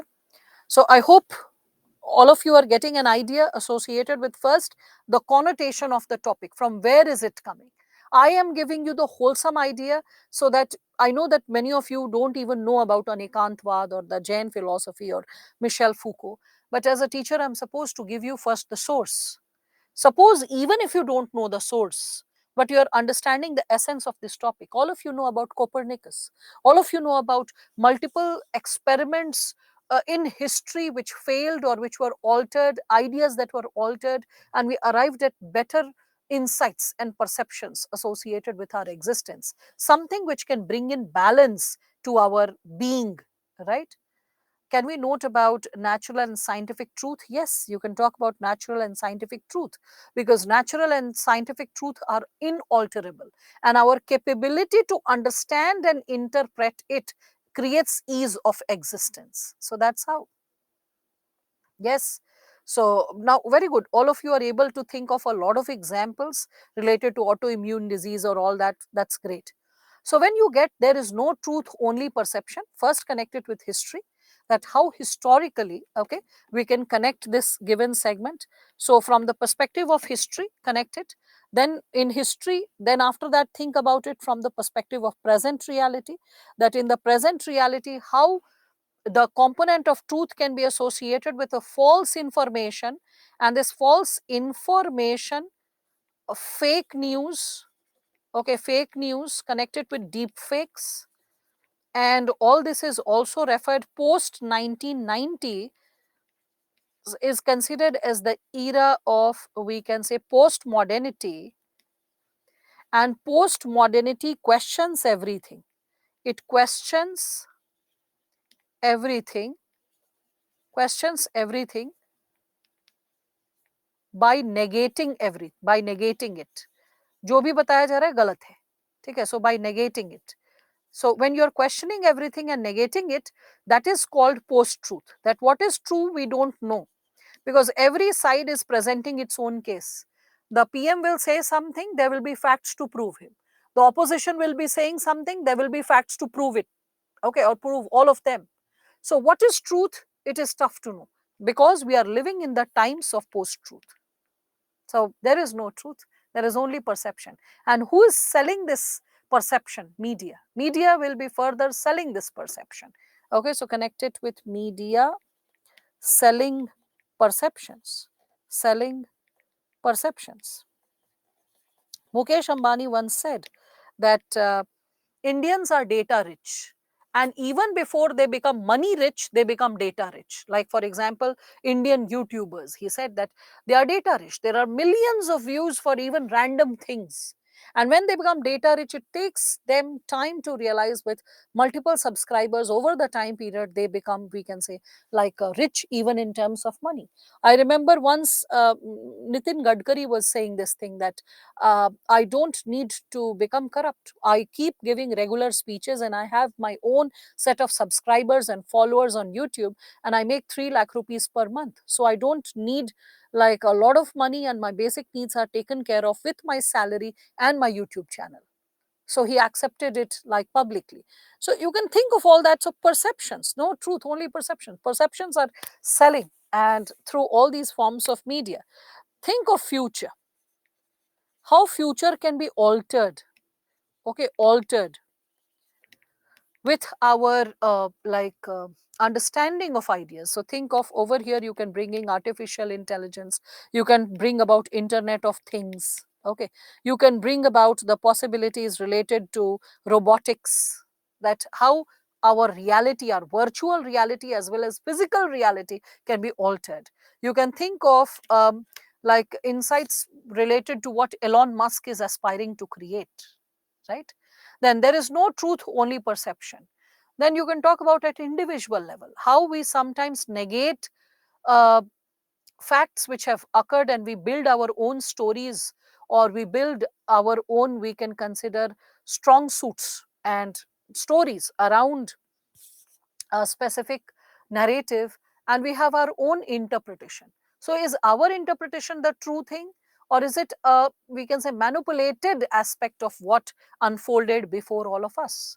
Then connect it at family level, that at family level also it seems that people are power balancing with each other by trying to gain maximum attention, love and care from each other, but in the process a lot of truth gets hidden or manipulated. Okay, so there is no truth, only perception. We have a perception, we love each other, but still we have so much of politics within ourselves. We try to assert a good boy girl or a good girl image before our parents, right? And parents also are like, they portray an ideal parents image before all of us, but we all have our own dirty linen in our own closet, and we know that that should not be exposed. So that's what, there is no truth, only perception. Connect it with the component associated with larger society, that how the larger society is getting connected with what is unfolding before all of us. You can connect it with at national level, with respect to national security. A lot of data is not made public because of threat of civil war like situation or frictions. So there also we can see that a lot of segments are manipulated, data is manipulated. You can think internationally, so much data is manipulated. Our perception related to environment change, that is we can say suppressed. Our ideas associated with forms of corruption and bigwigs getting involved get suppressed. So WikiLeaks, when it happened, the perception broke. it, because it just gave us a fringe of truth. And the owner of WikiLeaks, or when you think of Julian Assange, when he said that if I get an opportunity, I can, or Edward Snowden, when Snowden came up with his files, when he leaked certain files, when these guys said that we can give you more slices of truth if we are empowered, enough protection is given to us, and access to tools is given to us, we can really empower the world with a lot of information. There is no truth, only perception globally. Then connected with sections of society, that how we are, like we can say, we are, when we are talking about the different kind of interventions meant for the vulnerable sections, our interpretations are kind of faulty. On one hand, we can think that different policies empowering the poorer sections will make them dependent. The poorer sections, they are always under the myth that there is a high level of insecurity and no one is standing for them. And this gap, the gap that poorer sections continue to feel insecure, and the empowered sections feel that the poorer sections are dependent, and they are not making an effort to get empowered. They are stuck in culture of poverty, and this gap is somewhere overriding our understanding of truth related to what is poverty. Okay, think about the very idea of development, how our idea of development is so flawed in terms of rural urban development, in terms of creating problems related to tribal areas, in terms of the intervention which ought to be incorporating the concerns of different caste, religions, communities, that gets flawed. So, is our idea of empowerment, taking care of all sections of the society, guided by truth, or is it our perceptions that which community needs what kind of intervention, that is shaping our nature of intervention?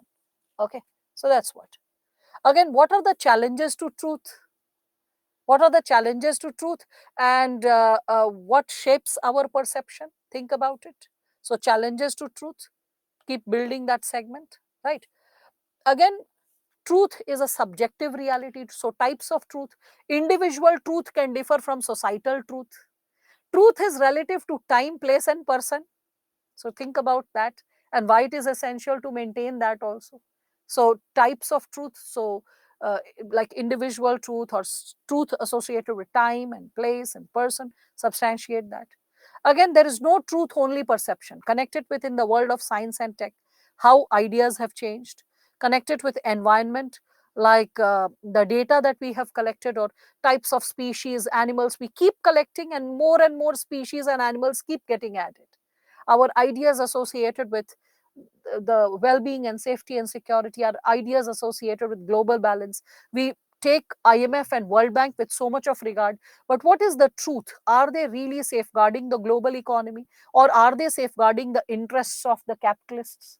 So there are a lot of, we can see, conspiracy theories around a lot of economic ideas, bigwigs, organizations which are controlling and commanding us, right? No truth, only perception. The same US will be talking about global peace, and it will also have private army. So many things which are happening around the world, bring in, put it on over here in the topic, right? Then after that, bring in the larger ideals, that even though we are not fully guided by the truth or fully understanding the truth yet, the perceptions should never compromise with larger human values and ideals. No perception should be against balance, justice, harmony, equality, right? So I hope all of you are getting an idea associated with how to build the content associated with this topic, right? So I hope the person who entered this class at, like, if honestly entered the class, was not late, at 5 p.m. on Monday, last Monday, is a different person today.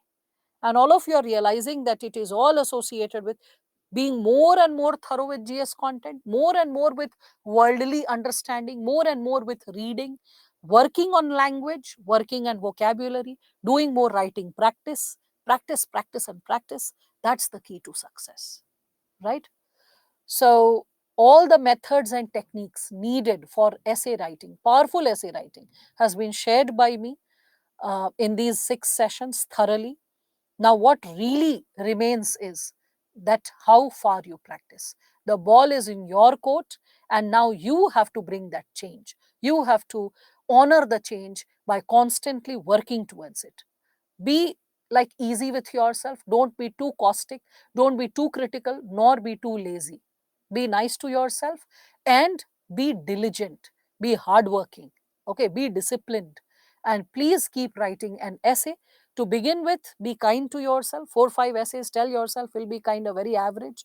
Recall your background. If you have had a profound academic background, then 3 essays should be fine. If you have had a not so profound background, academic background, tell yourself it may take 7 essays. Okay, keep practicing. Start with smaller ones, move to bigger ones, and bit by bit climb up.